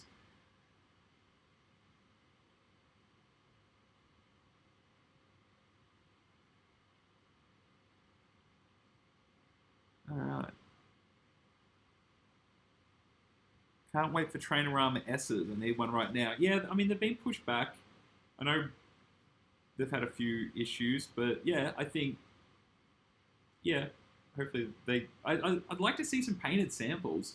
That'd be nice. Like, I asked, when they sent through an email this month asking to be in the news, they didn't send any photos through with it. And I was like, can we get, because they said they had painted samples. I'm pretty sure. And yeah, no, we still haven't seen them, which is a bit annoying. I would like to see some painted samples. Thank you, Simon Trains. Much appreciated. Thank you for the birthday wishes.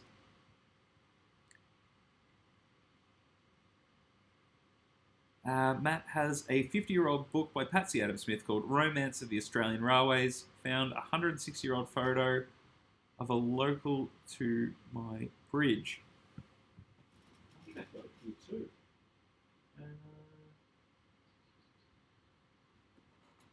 Too many books. I mean, it's the opposite of a problem, but what do we got? Romance of the Australian Railways. No, folklore of the Australian Railways. Sorry, I've disappeared for a second. Let's see if I could just spot it.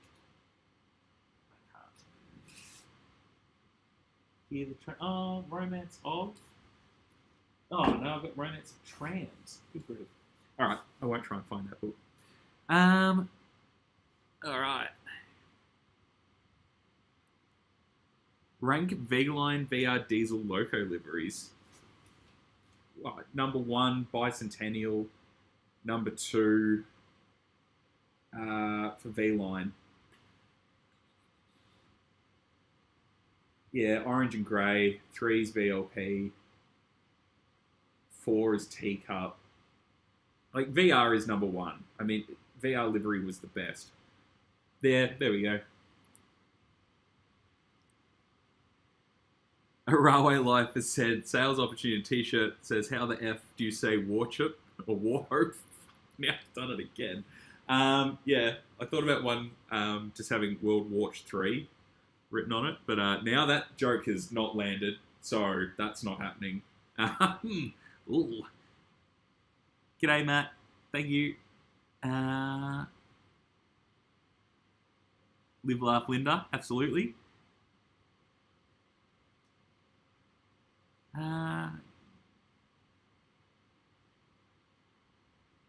Okay. Not sure what you've done there, Tommy Matt, but all right. Okay. How many locos are in my 009 fleet? Okay. I've got 2 war divisions. So I rename them. So they're both the same, but I've got 2 of them. I've got 2 Lindas, a Blanche. So that's 5. I've got the Drury, 6. I've got a Linton and Barnstable Manning Wardle, but it doesn't run, so does it count? I've got a Scar Lowy, and I've got a Tarlachlin. That's what I've got at the moment. So it's like, what, 7, I think? I love it. It's great. I mean, I got into narrow gauge going, oh, I won't get heaps of stuff, and I did, and that's okay. I use it more than anything else. I get more enjoyment out of the narrow gauge than I thought I would, and obviously having the Fremo 9 group has been awesome. It's been really rewarding, and yeah, much more enjoyment out of it, out of that part of the hobby, as opposed to the Australian stuff. Like, it's not that, because I obviously do the news and cover all the Australian exhibitions, that maybe it's too much of the, the same thing, but I can't run my HO scale stuff in the house. Like, the 009 stuff I can, and I think because I can actually use it, I'm much happier with it.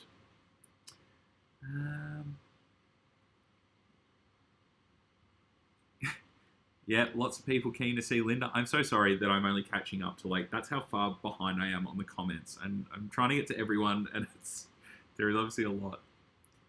Double-decker trains would be cool. Increase swell time. Yeah, true. Yeah, I guess that's the thing in Sydney, isn't it? Like, trying to get people on and off them is the hardest part. I don't know. Is there a way around that? Like, I guess, yeah, I don't know, hey. What if it was like, I think Japan use it. They have like half or like a couple of carriages that are double deck, and I guess you have to encourage people who are using them to catch those ones if they're going further. I don't know. It's obviously ways around it. Thank you very much, Rewind. Thanks for jumping in. We will see you at the Newport Open Weekend this weekend. Lockrail, it costs $1 billion for new 4Ds and another $15 billion, so don't worry about it. All right, I won't.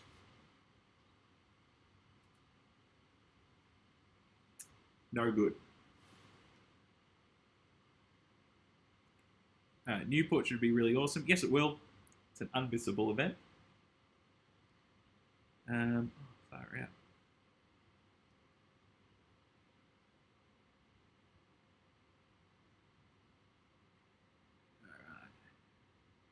Yeah, I think so. Someone here said it would be good if there was work going on Wyndham Vale, Wallen. Yeah, absolutely. They need Geelong. Just get Geelong electrified a Seymour. Open up that whole corridor for urban development, sprawl, whatever you want to call it. Like, I think it would suck to live at, like, Donnybrook. Like, they're touted that you should come live there because it's affordable. It's not that far from Melbourne. You know, it's on the northeast road on the Hume, so, you know, access is pretty easy. And part of what they're told is it's got good public transport. It doesn't. That's an absolute lie. Like, that whole area needs to be opened up. And I say just electrifying to Wallen's great, but why just go to Seymour? Seymour's got heaps of room. Like, I don't know, maybe once again, I'm not an infrastructure specialist. I'm just a guy who likes trains. But I think, yeah, if you want my opinion on it, like, I don't understand why you just wouldn't go the whole 9 yards. You'd go, yeah, electrification to Geelong, electrification to Seymour, Melton, even back to Smarsh. Like, yeah, odd.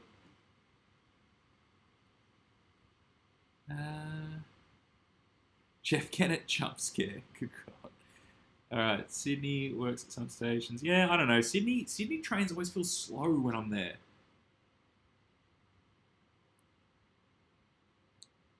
SSR actually paint a Loco and not just slap stickers on it. An impossible challenge. Yeah, nice. Do I want Ozrail? Well, I guess you meant John's asked for Ozride Locos. Yeah, Mornington 334. Like, I know they painted it pink for the breast cancer awareness. I would like to see it done, I guess, like it was in the film. Like, I'd like to see it back. That'd be sick.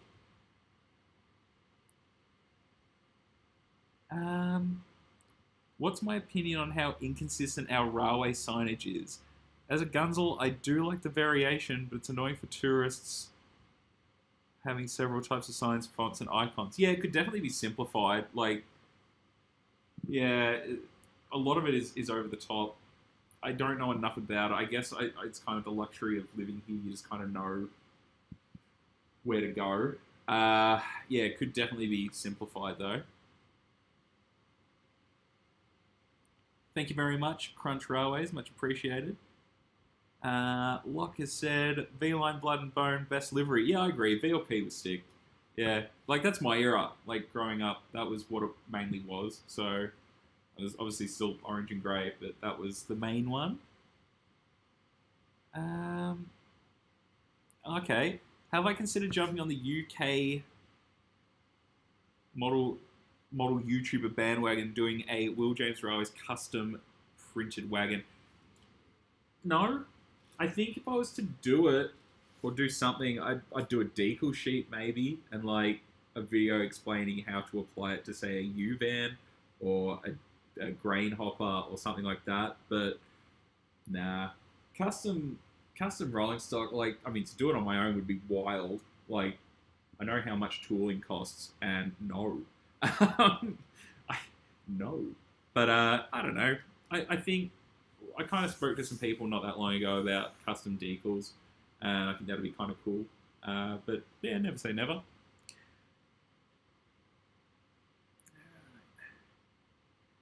When compared to carriages, oh yeah, so we're still debating on the single and double deck trains. The trying approximation of the B class in blue and gold outsold nearly every trying locomotive in the UK sales, making trying lots of blue and gold as a key. Yeah, I mean, I can see, especially back then, to have a ready-to-run Victorian loco would have been nuts. Like, I can totally see why that would have gone off.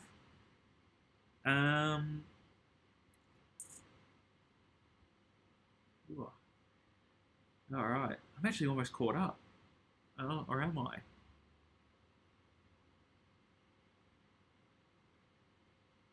Oh, okay. Sharky has asked to see my Fred Dibner Steamroll and Land Rover. Okay.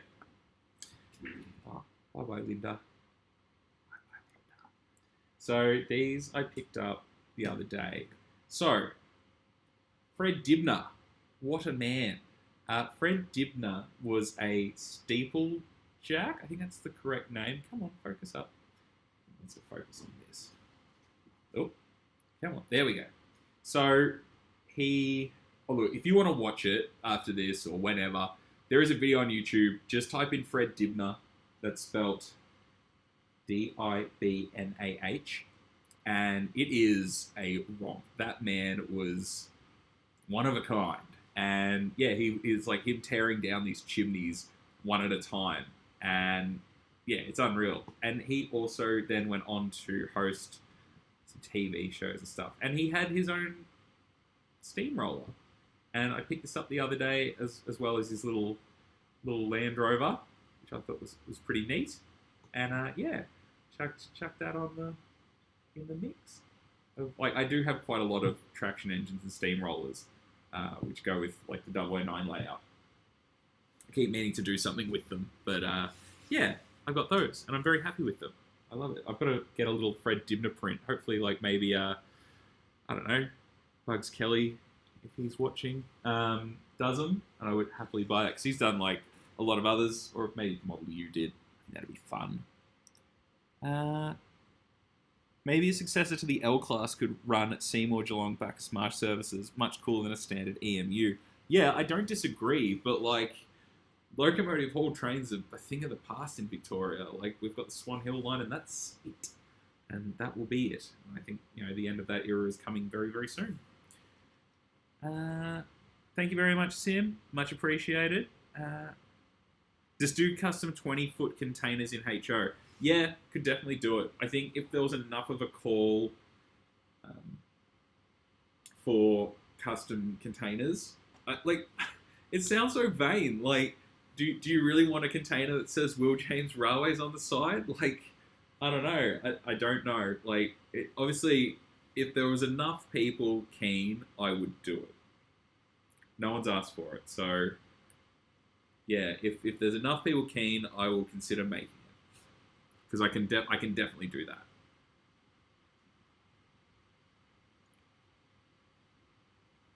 Can't wait for extended half an hour travel time for Geelong in the future metro train. I mean, there'd be ways around it.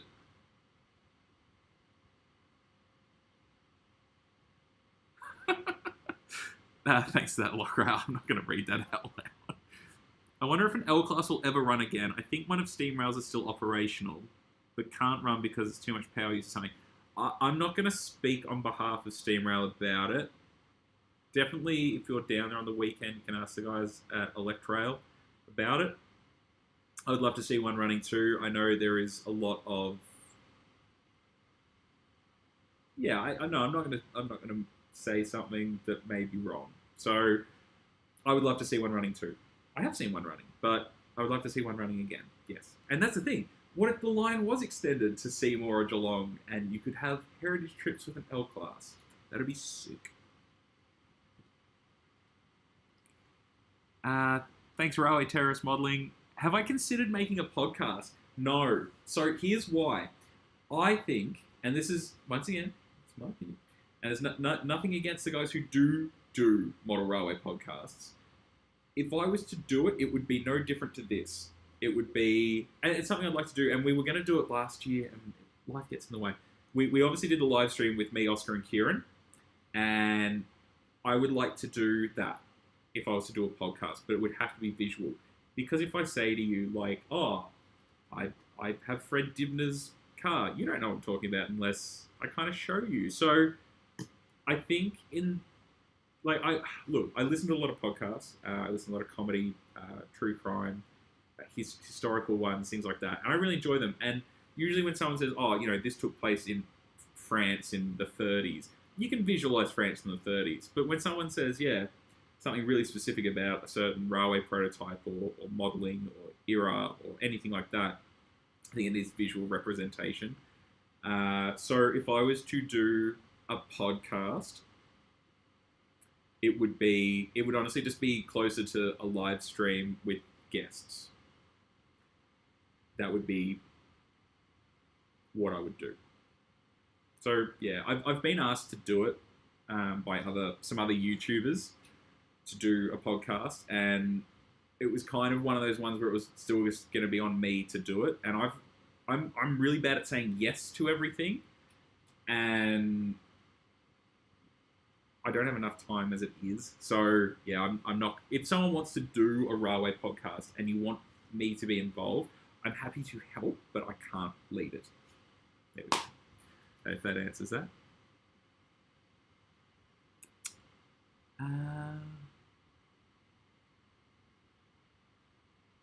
You should show us all your traction engines. I'd have to go get them. They're in the other room. So I brought that one out. No, that is my only one around. I don't have any others at the moment out here. I've got quite a few, though. And I really like collecting them. And there's more coming out. Oxford just announced more.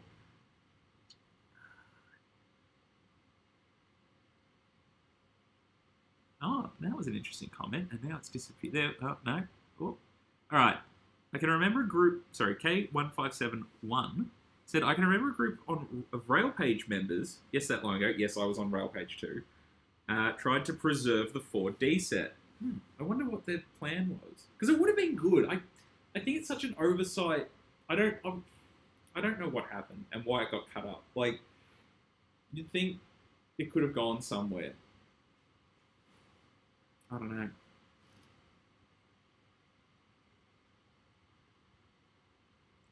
Yeah, Kale. Oh, shout out Kale. What's up? Fred Dibner. Definitely worth a watch. Plenty of hours. We're not watching Will James Railways. Yeah, nah, Fred Dibner's sick. Like, yeah, if you like steam engines, or just it's great.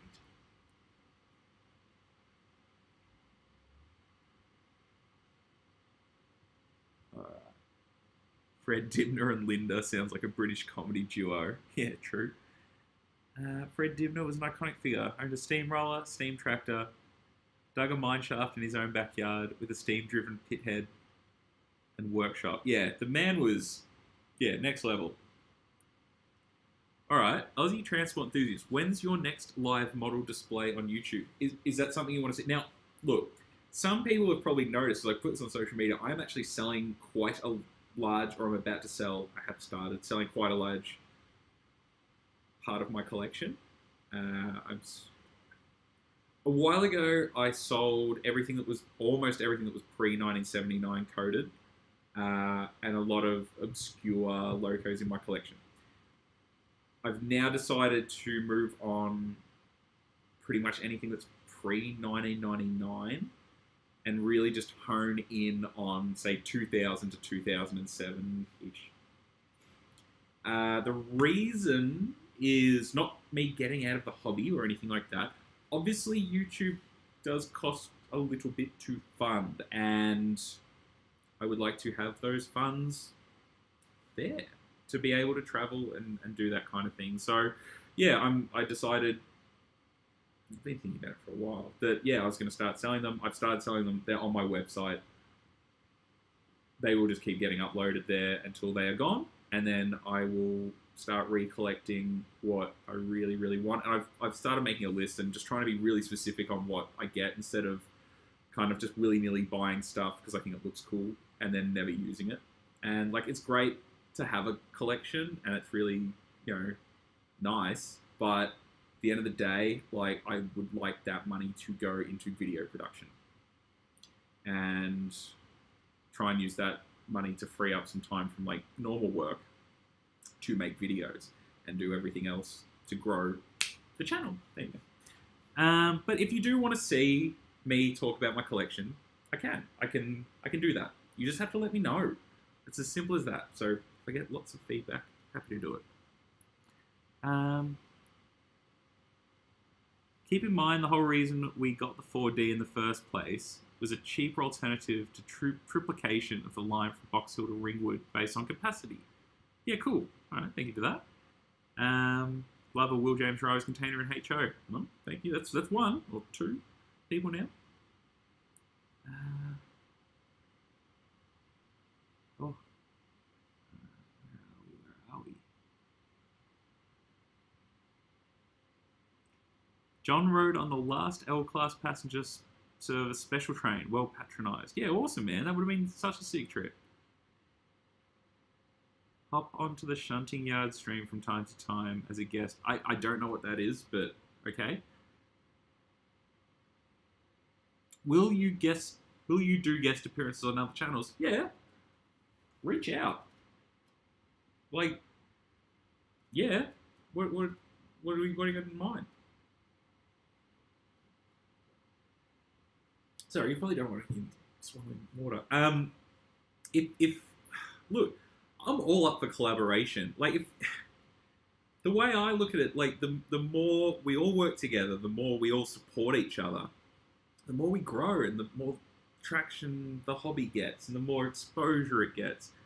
It's not a competition. It's about working together. And yeah, I'd love to. If you want to guest on something, I'll do it. I've done it a couple of times. I've been on a couple of I forgot the name. It was a Spanish language one I'm on, and I did one with. It was right at the start. Now I can't remember his name as well. Oh, they put on the spot. Daz in South Australia. I was on his like stream podcast thing a while ago. But yeah, I'm always happy to do it. Thank you, Joe. Much appreciated. Thank you for the birthday wishes. Would love a VRT van with Will James Rowley's advertisement styled around the ads that we used on the vans. Thank you, Stephen. Yeah, I think we've talked about that before. Like, I could do it as a decal, like a water slide decal, and show people how to put it on. I could definitely do it.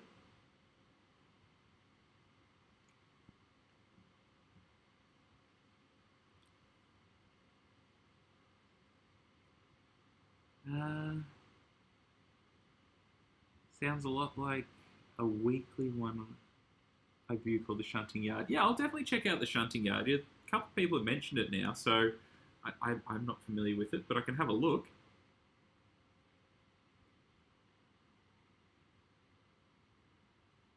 Yeah, I mean, if anyone... Okay, so now a few people... the Shunting Arm would welcome you with open arms. Look, if anyone knows, like, anyone at that and can put me in contact or vice versa, shout out. Send us an email.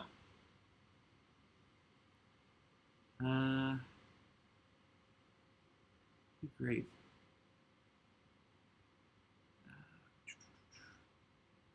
I was in the old RX today. I forgot number was built in 1910. Which RX? There's a few around. Like, there's the ones that are at Steam Ranger, or there's ones that are plinth. I guess there's one at like Talon Bend. All right, great question. What is your least favorite suburban station around the Suburban network? Laylaw, maybe. Ruthven.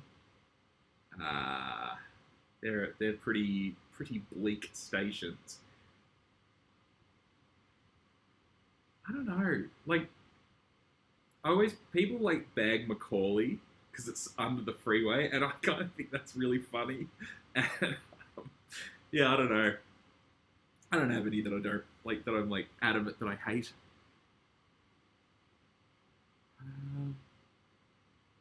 Please do one live stream before it's all gone. Like, it's not like it's all going. I'm just changing era essentially, and just it's gonna buy me a bit of breathing room for video production.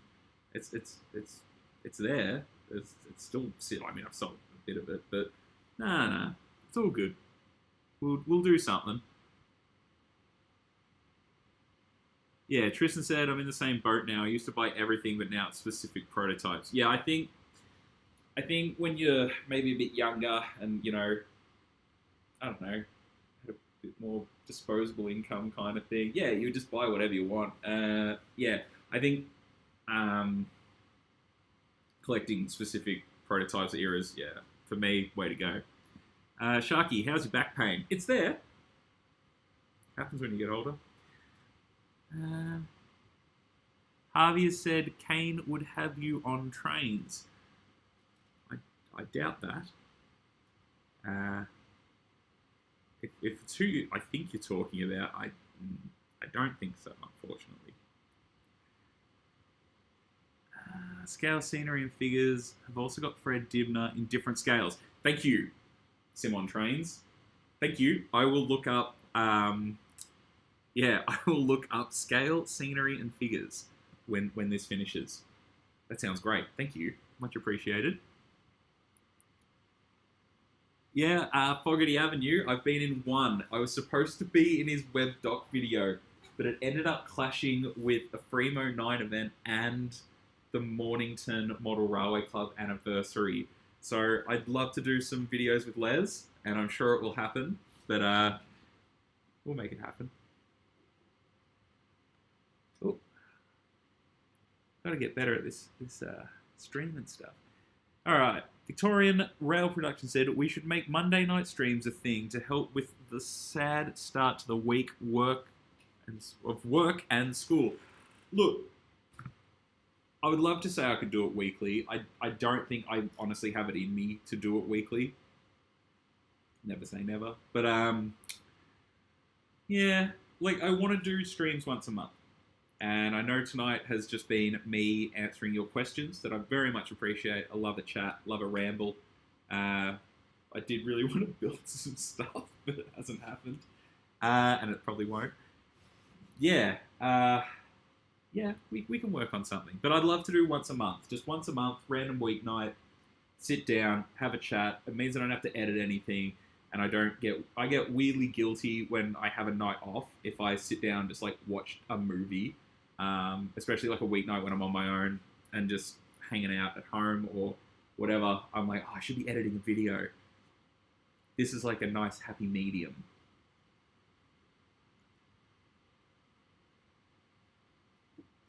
Oh, the shunting yard is a Discord server. I tried Discord and really didn't like it. And it's not like me being like, oh, I don't understand how the internet works or something like that. It just wasn't for me. Oh, okay, yeah, Zek's right. It's East Richmond. Yeah, I don't want to swear on this. Yeah, East Richmond can pop itself in the bin. All right. It's 11:30 at night. I have a 5 a.m. start. Thank you so much for watching. Much appreciated. Really appreciate being in here. Sam's Train's birthday a few days ago, and now Will James a few days later. Coincidence or something else? Definitely coincidence. I reached out to Sam's Trains. Like when he I don't. This is nothing negative. I was trying to like get into his like periphery when I was first starting out, and I was trying to get him.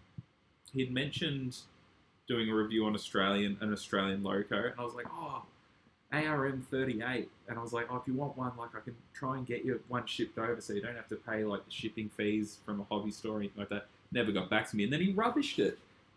I don't think he quite understood what that model is and why it's at the price point it is, and obviously they paid a lot more. That was the whole thing. Sam, look, love him or hate him, the dude must be doing something right. He has got so many subscribers, and that's great. My only gripe is, why are the trains on the floor? If I had that many subscribers, I'd be able to have a space for a layout. That's my only criticism. Damn it, Steven. That was... yeah, Blowhard Station doesn't get a mention because it doesn't have a station anymore. The alignment's still there. You can see it when you drive between Creswick and like Torello. You actually cross it. You can still see where it was. Yes, Lachlan, that was a real station.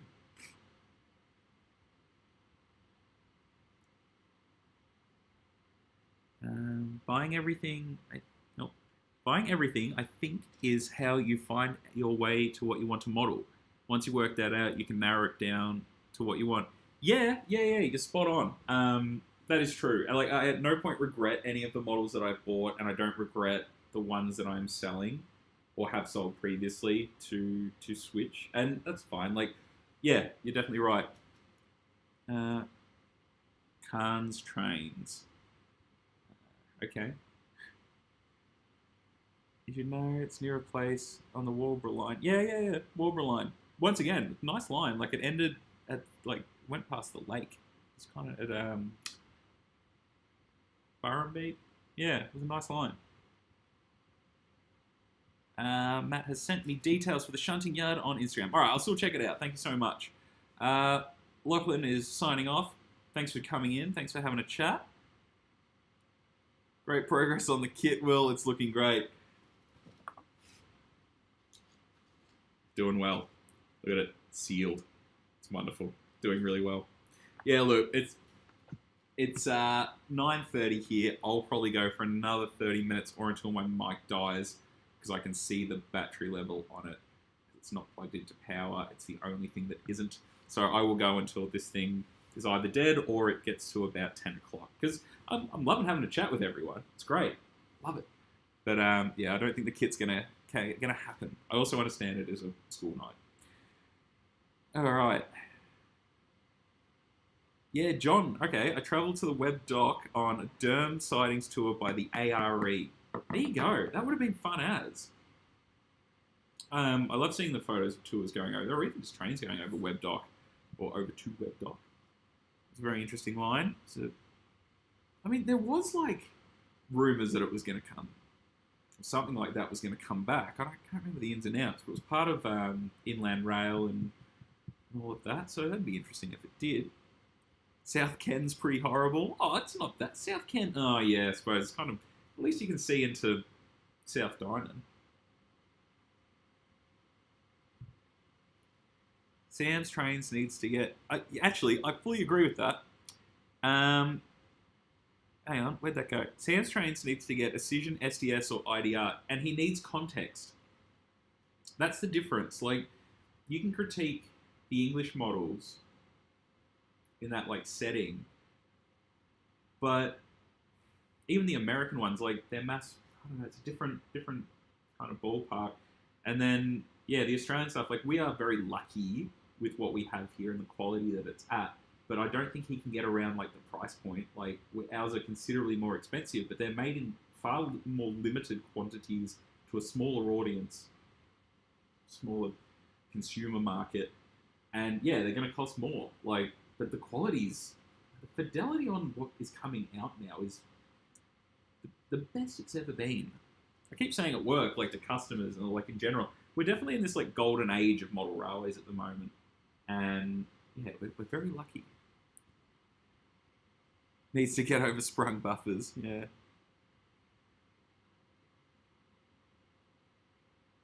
When am I producing my HO scale 81 class? Everyone else is making them. Yeah, I thought about doing that for my for an April Fool's video of just me releasing an 81 class and seeing if I could get any other manufacturers to jump on that joke. But no, not happening.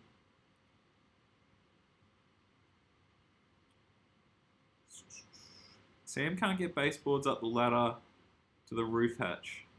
Very tight squeeze, as recorded on a TV show. Yeah, I don't know, but I don't know. Like, there's a lot of other Dean Park and, like, oh no, Everard Junction and Mouldy Raspberry, Richard at, who knows? Channel's name. They had like attic layouts and they still did it. I don't know. That's okay. I'm sure he'll get there. Baronia Station wins my thumbs down award. Yeah, fair.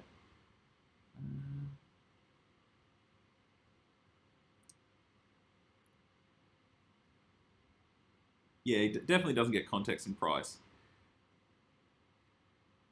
I've always liked the idea of modelling the oil lines through Spotswood.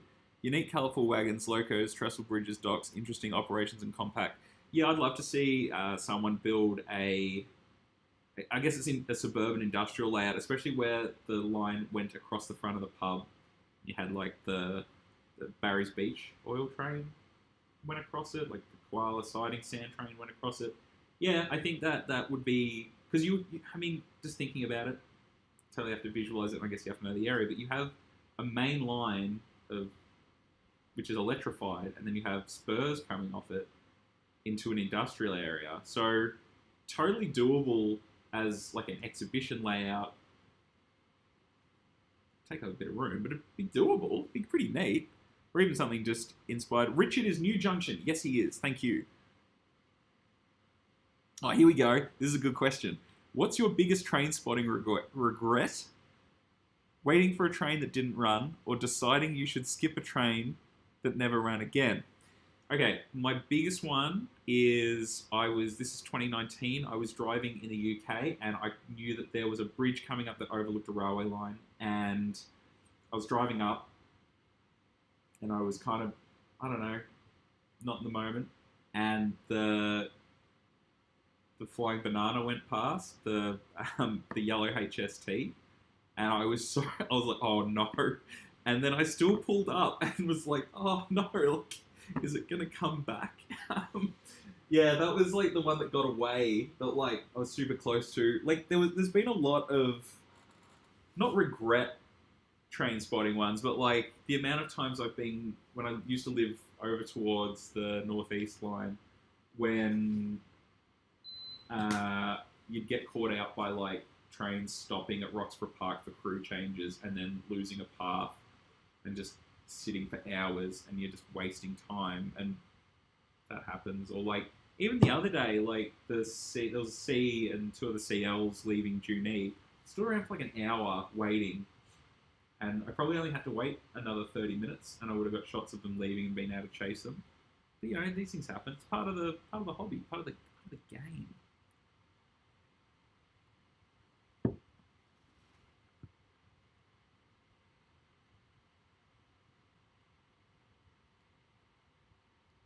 Moldy Raspberry is a fantastic modeler. His layouts are stunning. Will, are you going to film the G-Class Pacific National Leicester Cube? I would love to say yes. I haven't been out for like a Victorian Gunzel in ages, and I miss it. That was like one of my favourite things, just jumping in the car and going and chasing trains across Melbourne or up and down the northeast or anything like that. I just don't have time for it anymore, which, you know, sucks. It happens when you get old. Yeah, I'd love to go and chase it, and maybe I can find time. I'd love to say yes, but I don't know. I don't know. Ooh, all right. Sharky has asked, what can I see at the Steam Rail, Victoria, Newport Railway Workshops open days this weekend? More than just Steam Rail. You can see other heritage operations working there as well. You've got 707 operations and Dermpab, which both occupy the space. I hear 707 is going to have a surprise. That's all I can say.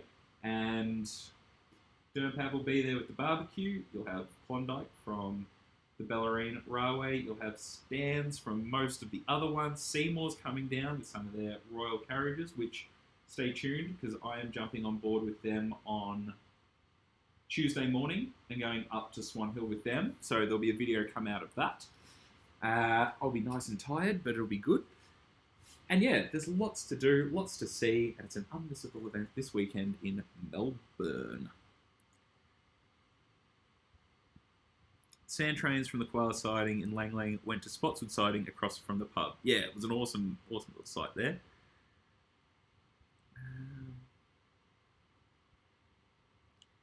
I plan to use the derm through the oil lines to serve a Science Works platform that may have been built. Yeah, that would be cool.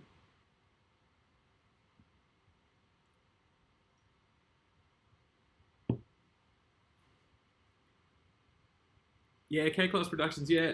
When we went over last year, I didn't see it, but one of the other guys we were with kept seeing it. I think it's more than one, but yeah. You win some, you lose some. Oh, no. All right. Cruise 40 has asked, what company brought out the Loco, HO, and NA Loco and HO and 30 scale years ago? Alco Models did it. They did a HO and 2.5 as well.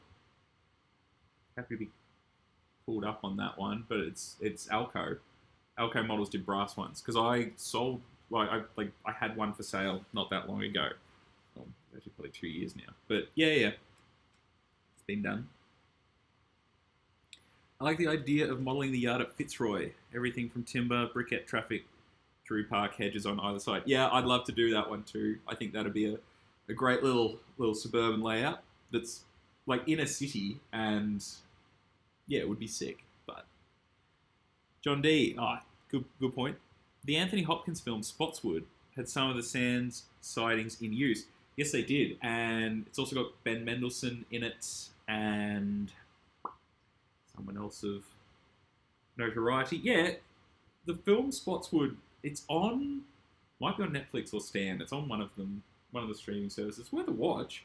It's got some steam rail action. The Y class is in it, like the diesel. One of the diesel Ys is in it. Kale has asked, any plans to come to the Maitland Steam Fest 1 year? Yes, I will get up there for it. I was meant to go the year it flooded. Like, I had that all booked and planned and ready, and it flooded. I will be back up there for it at some point. It won't be this year, but I will find time somewhere to do it. Bit of a shame Prophet Chuffed, who was here before, I don't know if he still is, had to sell his railway after moving house, but is already looking at a project, his next layout project. Yeah, I'm sure it'll be sick. His work is fantastic. G'day Nick, how you doing? Welcome to the live stream, which has just been me talking for the last couple of hours. Amra, it's Maryborough layout at Steam Rail 2. Yes, it will. And the Sunbury Club's layout of Sunbury is there as well. Plus, Get the Met Train Welder there and Paul's 3D prints. Flying Banana still runs. They also have HSTs in different liveries, like X-LNER, X-Cross Country, X-East Midlands painted in the Colas liveries. Yeah, sick. Yeah, it's cool that it's still going.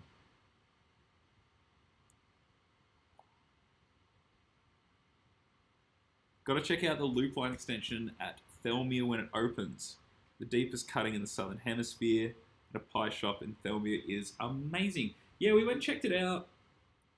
Not last year, year before, 2023, when we were at Goulburn, we went and had a day at Thelmere. There's no video of it, like we just went. I actually shot something, but it wasn't really great, so I never showed it to anyone. Yeah, I will definitely head back up there when the loop line opens. Absolutely.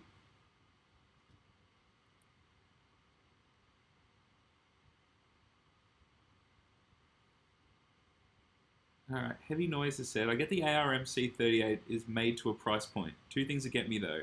The expansion linkage being permanently in reverse and no whistle on the non-streamline at still bought 2 lol. Yeah, I've had a couple. I'm about to sell my 38.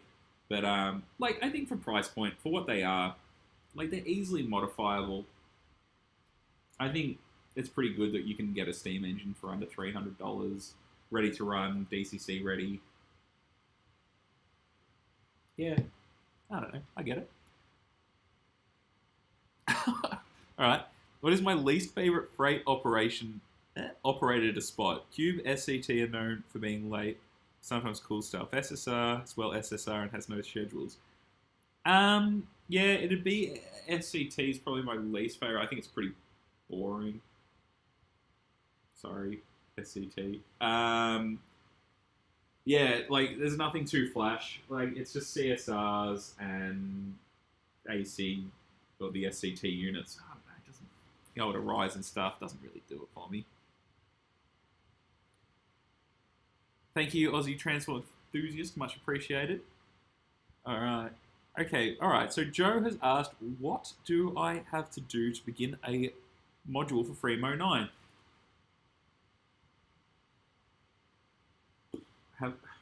You need the end plates, which you can make yourself, or I sell prefabricated. You need a basic idea of what you're going to make, and definitely the most important thing is you need to read the standards. Standards are on my website, they're on Facebook, there's a PDF download for them, everything like that. I think my biggest piece of advice is start small, start with what you're comfortable building and what's within kind of your wheelhouse of knowledge, perhaps, and get started small. Because if you, and I see this happen with not just like our stuff, but like layouts in general. People are like, oh, I'm going to build this huge layout and have all these industries, all these things, and I'm guilty of this. And it just becomes overwhelming, overbearing, and it seems like an impossible task, and it just never happens. So yeah, start something small. Like, it can honestly be an end-to-end straight piece of track on a board that you scenic. and that's an absolutely fine start. Model Dockyard had the first NA in the late 60s. Hearns Hobbies in the 50s had hand-built NA chassis on 0 and 30. Recorded in Amra Journal, early 50s. Thank you very much for that. 37 looks awesome in coalless freight. Yes, it does. Looks very interesting. Oh, thank you so much, Coffee Pot Creations. Merry Birthmas, William Jamison. 3. Expecting expert commentary at the open day. I hope. Thank you. Thank you so much. I will try my hardest. No, I appreciate that. Thank you so much. Really, really appreciate that. It's reading about a Victorian narrow gauge lines we never got. One of them was Hillsville to, I'm not going to try and pronounce that name, and specified a 442. Yeah, okay, that would be interesting. Should go back for day out with Thomas again. Yeah, I'd go again. It was a good day. Like, we had a good time. I'd like to see some more variety with SCT. Yeah, I mean, they're a business at the end of the day. They're not here for us rail fans. They've got a business to run. Although I wouldn't mind seeing the X-Class get a run every now and again. Okay, what steam locos would you like to see Decision make if I had to pick a few? I don't think it's an odd. Sorry, it's an interesting question. They have announced an S-Class Loco, steam Loco, Spirit of Progress S. Make it. Make that first. Fulfill the models that are there. I don't care really who makes the models, if that kind of makes sense. Like, I want, like, SDS, make a great model. I would love to see them make an R-Class. I would love to see them... What else hasn't been done now? Now I've done it. I'd love to see an R-Class come out from SDS. I would love to see a Flying Scotsman come out from Ixion. Like, or Pendennis Castle. I don't think it needs to be Decision who make it. They've announced one. I'd like to see Train World make more steam locomotives. Their Y-Class is great. Like, and I'm glad that they're doing the Country Line series of rolling stock, and they will probably get them out in a reasonable time frame. I'm not talking about just Train World, but like IDR, Ixion. Like, they at least have a pretty quick turnaround in the grand scheme of things. I think it's... I don't think it matters that Decision do it. Like I said, like, they've announced one, like, do it. But, like, because the whole announcement for an announcement thing is, it gives me the ick. Like, they just keep adding to, this is, oh, we're going to do this model with nothing more than, like, a picture. No information, no time frame, no more information than just a picture. And then to then scroll to the next part that says, oh, here are all these models that are coming with no real updates, not a lot of transparency. And then, yeah, obviously you have everything else. And that's fine. It's their business. They can run it the way they want. They're the main manufacturer. Like, that's how it is. Yeah, I don't know. I guess going off on a bit of a tangent there. So, what do I want to see Decision make? I want to see them make what they've promised to make.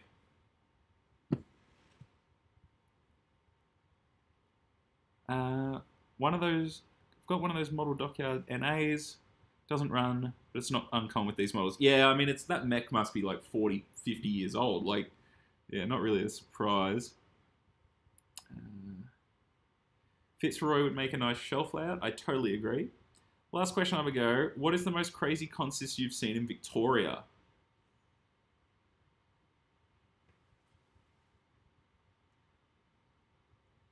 The most crazy consist I've seen in Victoria. I mean, there was that SSR that came down once with like 3 Alcos, and I had like 442, 830. Yeah, there was that one. I had like 6 Locos on it. No, nothing like, I don't know, nothing too wild, nothing too crazy. Oh no, tender to tender coupled K classes at Flinders Street. There you go. That's a crazy one. Fogarty Avenue. G'day, Les. How you going? Thank you so much for coming to the chat. I'm so glad you're here. Dairy. I can't eat dairy, but awesome.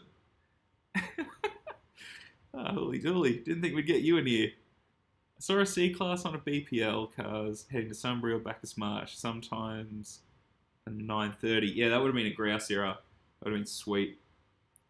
Yeah, K-Class productions. I don't care who makes it as long as I get it. Yeah, and I want it made well. Like, yeah, make it, do it well, deliver it.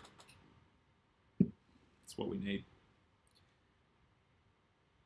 Hopefully someone like SDS makes an AA class. Ooh, holy dooly. Yeah, that'd be interesting. Frame rate on the main camera is real jumpy. That's alright, we'll switch to a different one. I mean, they're probably getting hot. Like, let's be honest, possibly what's happening. K157, I just don't get Train Builder. Yeah, I don't know. Like, it's brass. They have an audience. That's okay.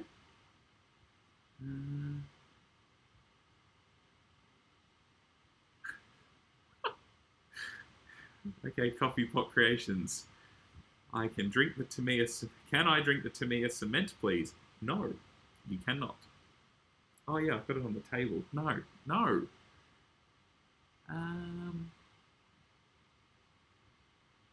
The X-Class with SET has no ICE radio anymore. Can it still run? This means it can't lead, right? Can it go in the shaft? I don't know. Only real concern with the hobby going forward is it becomes prohibitively expensive. So I do have an opinion on, is the hobby prohibitively expensive? And this is maybe controversial. It is expensive.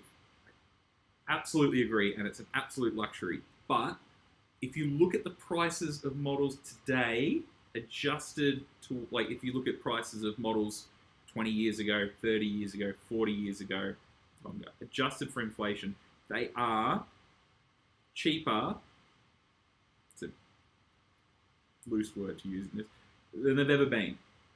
They're at a higher quality, the price point is technically cheaper. I understand everything else around it has gone up a lot more. So, but they've beaten inflation somehow. We are also at a point where we now have so much coming out, so much announced, so much that's either come out. Let's take the last 10 years, maybe 20 at a stretch. The amount that has come out, we've been really, really lucky.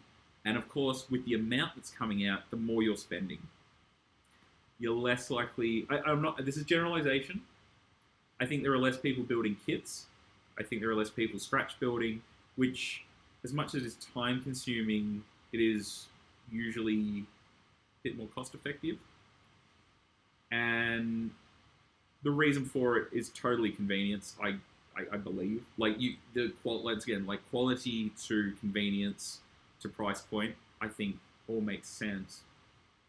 So I think that's where the cost prohibitive aspect is coming in. It's that, like, even rolling stock, like you can't really buy a lot of single packs of things. Like, it's usually coming out in 4 or 6s, and it's coming in at a price point of $300 to $600. That's, I think, where it kind of is. So yeah, I agree. It is expensive, but I think it's relative. I think it's a tricky one.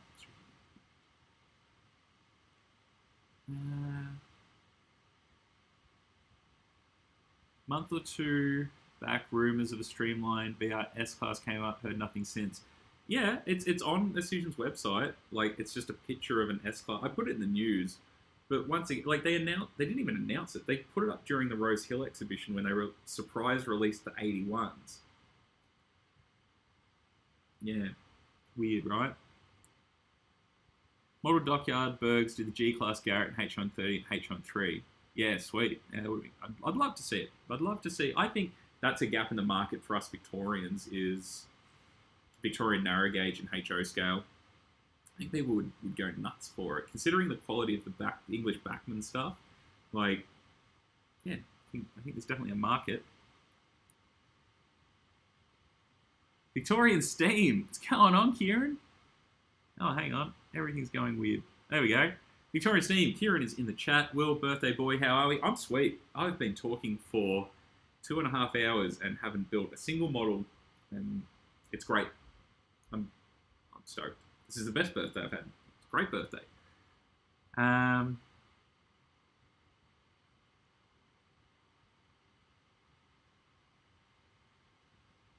Thank you for joining the stream. Have a good night.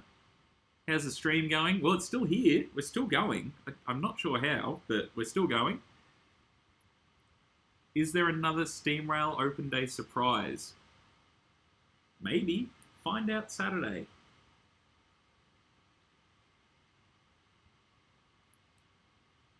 There we go. Kingsview Model Railway, Dallas's channel, did a comparison a couple of years ago. A Lima 44 in 1994 would now cost more than a Cision 44 when adjusted for inflation. And the quality on those Cision 44s is sick, and the Lima one is, I mean, it's as good as it was at the time.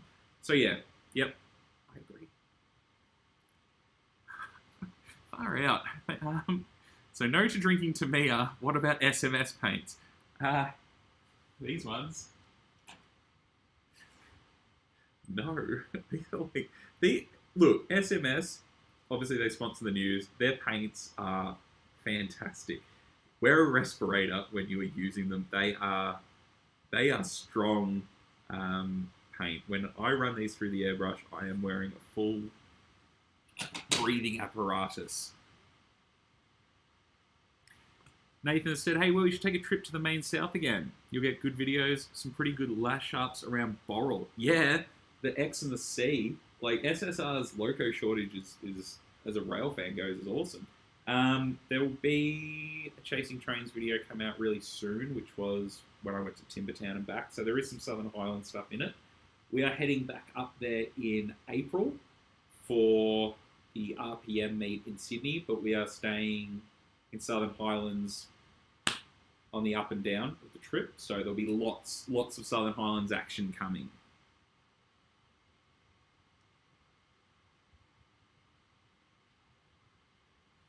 There we go. An early 60s triangle electric train set with power controller transformer cost the average adult weekly wage. So not cheap even for trying. Yeah, a guy came in the other day and was going on about how expensive they were, and he then told me that he'd purchased a Loco in like 1970 something for, I'm going to get it wrong, but I'll say $75. And I was standing at the computer and did the adjustment for inflation, and it was like 400 and something bucks. And I'm like, man, what? Yeah, so I think people just kind of forgot that inflation exists. I don't know. Odd. I'd love to see an E-Class electric in HO by IDR, SDS or similar. Yeah, I'd like to see that too. I think an E would be fitting. I think if anyone was going to do it, I'd put my money on IDR. I think they're short, like all their locos are sick, and they do short like, wheelbase locos. So yeah, if it was going to be anyone, I'd say it'd be IDR.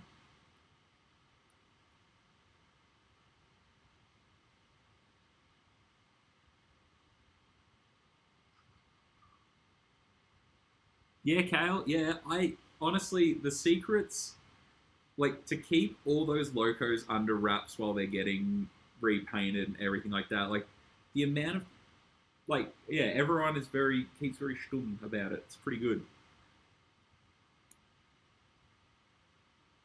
Oh.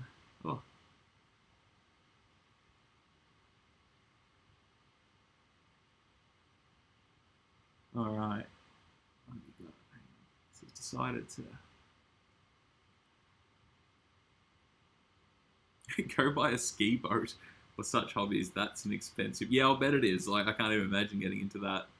Got to see 2 Ps on the rail train at Pascoe Vale over the weekend. Yeah, awesome.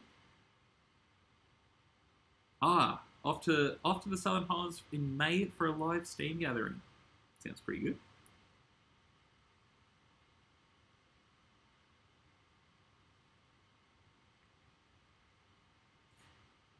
If you go back 20 years, it was the only real Australian making stuff of quality that was comparable to current models. yeah, I mean, yeah, we had, yeah, that's all good. All right. We have it so good. Yes, we do. Happy birthday. Just wanted to ask, is there a better day to attend the Newport Railway workshops? I'll be attending with my 6-year-old nephew who wants to be an engineer just like his auntie. That's awesome. If I had to pick, I think, hang on, just be on my phone for 1 second. I think it's the Sunday, weather-wise and probably crowd-wise. Nope. Oh. Look, if I have to pick, if you want to go on a, like, Saturday is always hectic. Like, it is the busiest day usually, and I think going off this, it is also the coolest day out of all 3 days. So I don't know. Monday's usually the quieter day. I think it's going to be pretty wild out there all 3 days anyway, crowd-wise. If I had to pick, I'd say Sunday. I reckon would be my pick if I had to pick a day. How many mad skids you do in the SR in the doodad? None, because I nearly rolled it. Whoops. All right. We'll pull it here. All right. It is 10 o'clock. It is a school night. I'm going to call it an evening. All right. I'll do a little wrap up. Thank you all so much for watching. Thank you to everyone who wished me a happy birthday. It's meant a lot. It's been great to be able to spend my birthday here with all of you who watch the channel, who want to engage with it, everything like that. This weekend, I will be at the Newport Railway Workshop open weekend, all weekend. I will be in the commentary booth tent thing doing that. I will be around on the floor. If you see me, come and say hello. Got some, hopefully they will arrive, some stickers to give out. And yeah, it's been great. It's been great to talk to everyone. If you want to see more live streams, let me know. I'm keen to make more. At least one a month would be ideal, just on a random weeknight. I promise next time I will actually do some modeling, build a kit or something. It's been wild that you guys, even at 10 p.m. on a Monday night, still chatting away in the chat. Thank you. All right. With that, see you all on this weekend. Hooroo.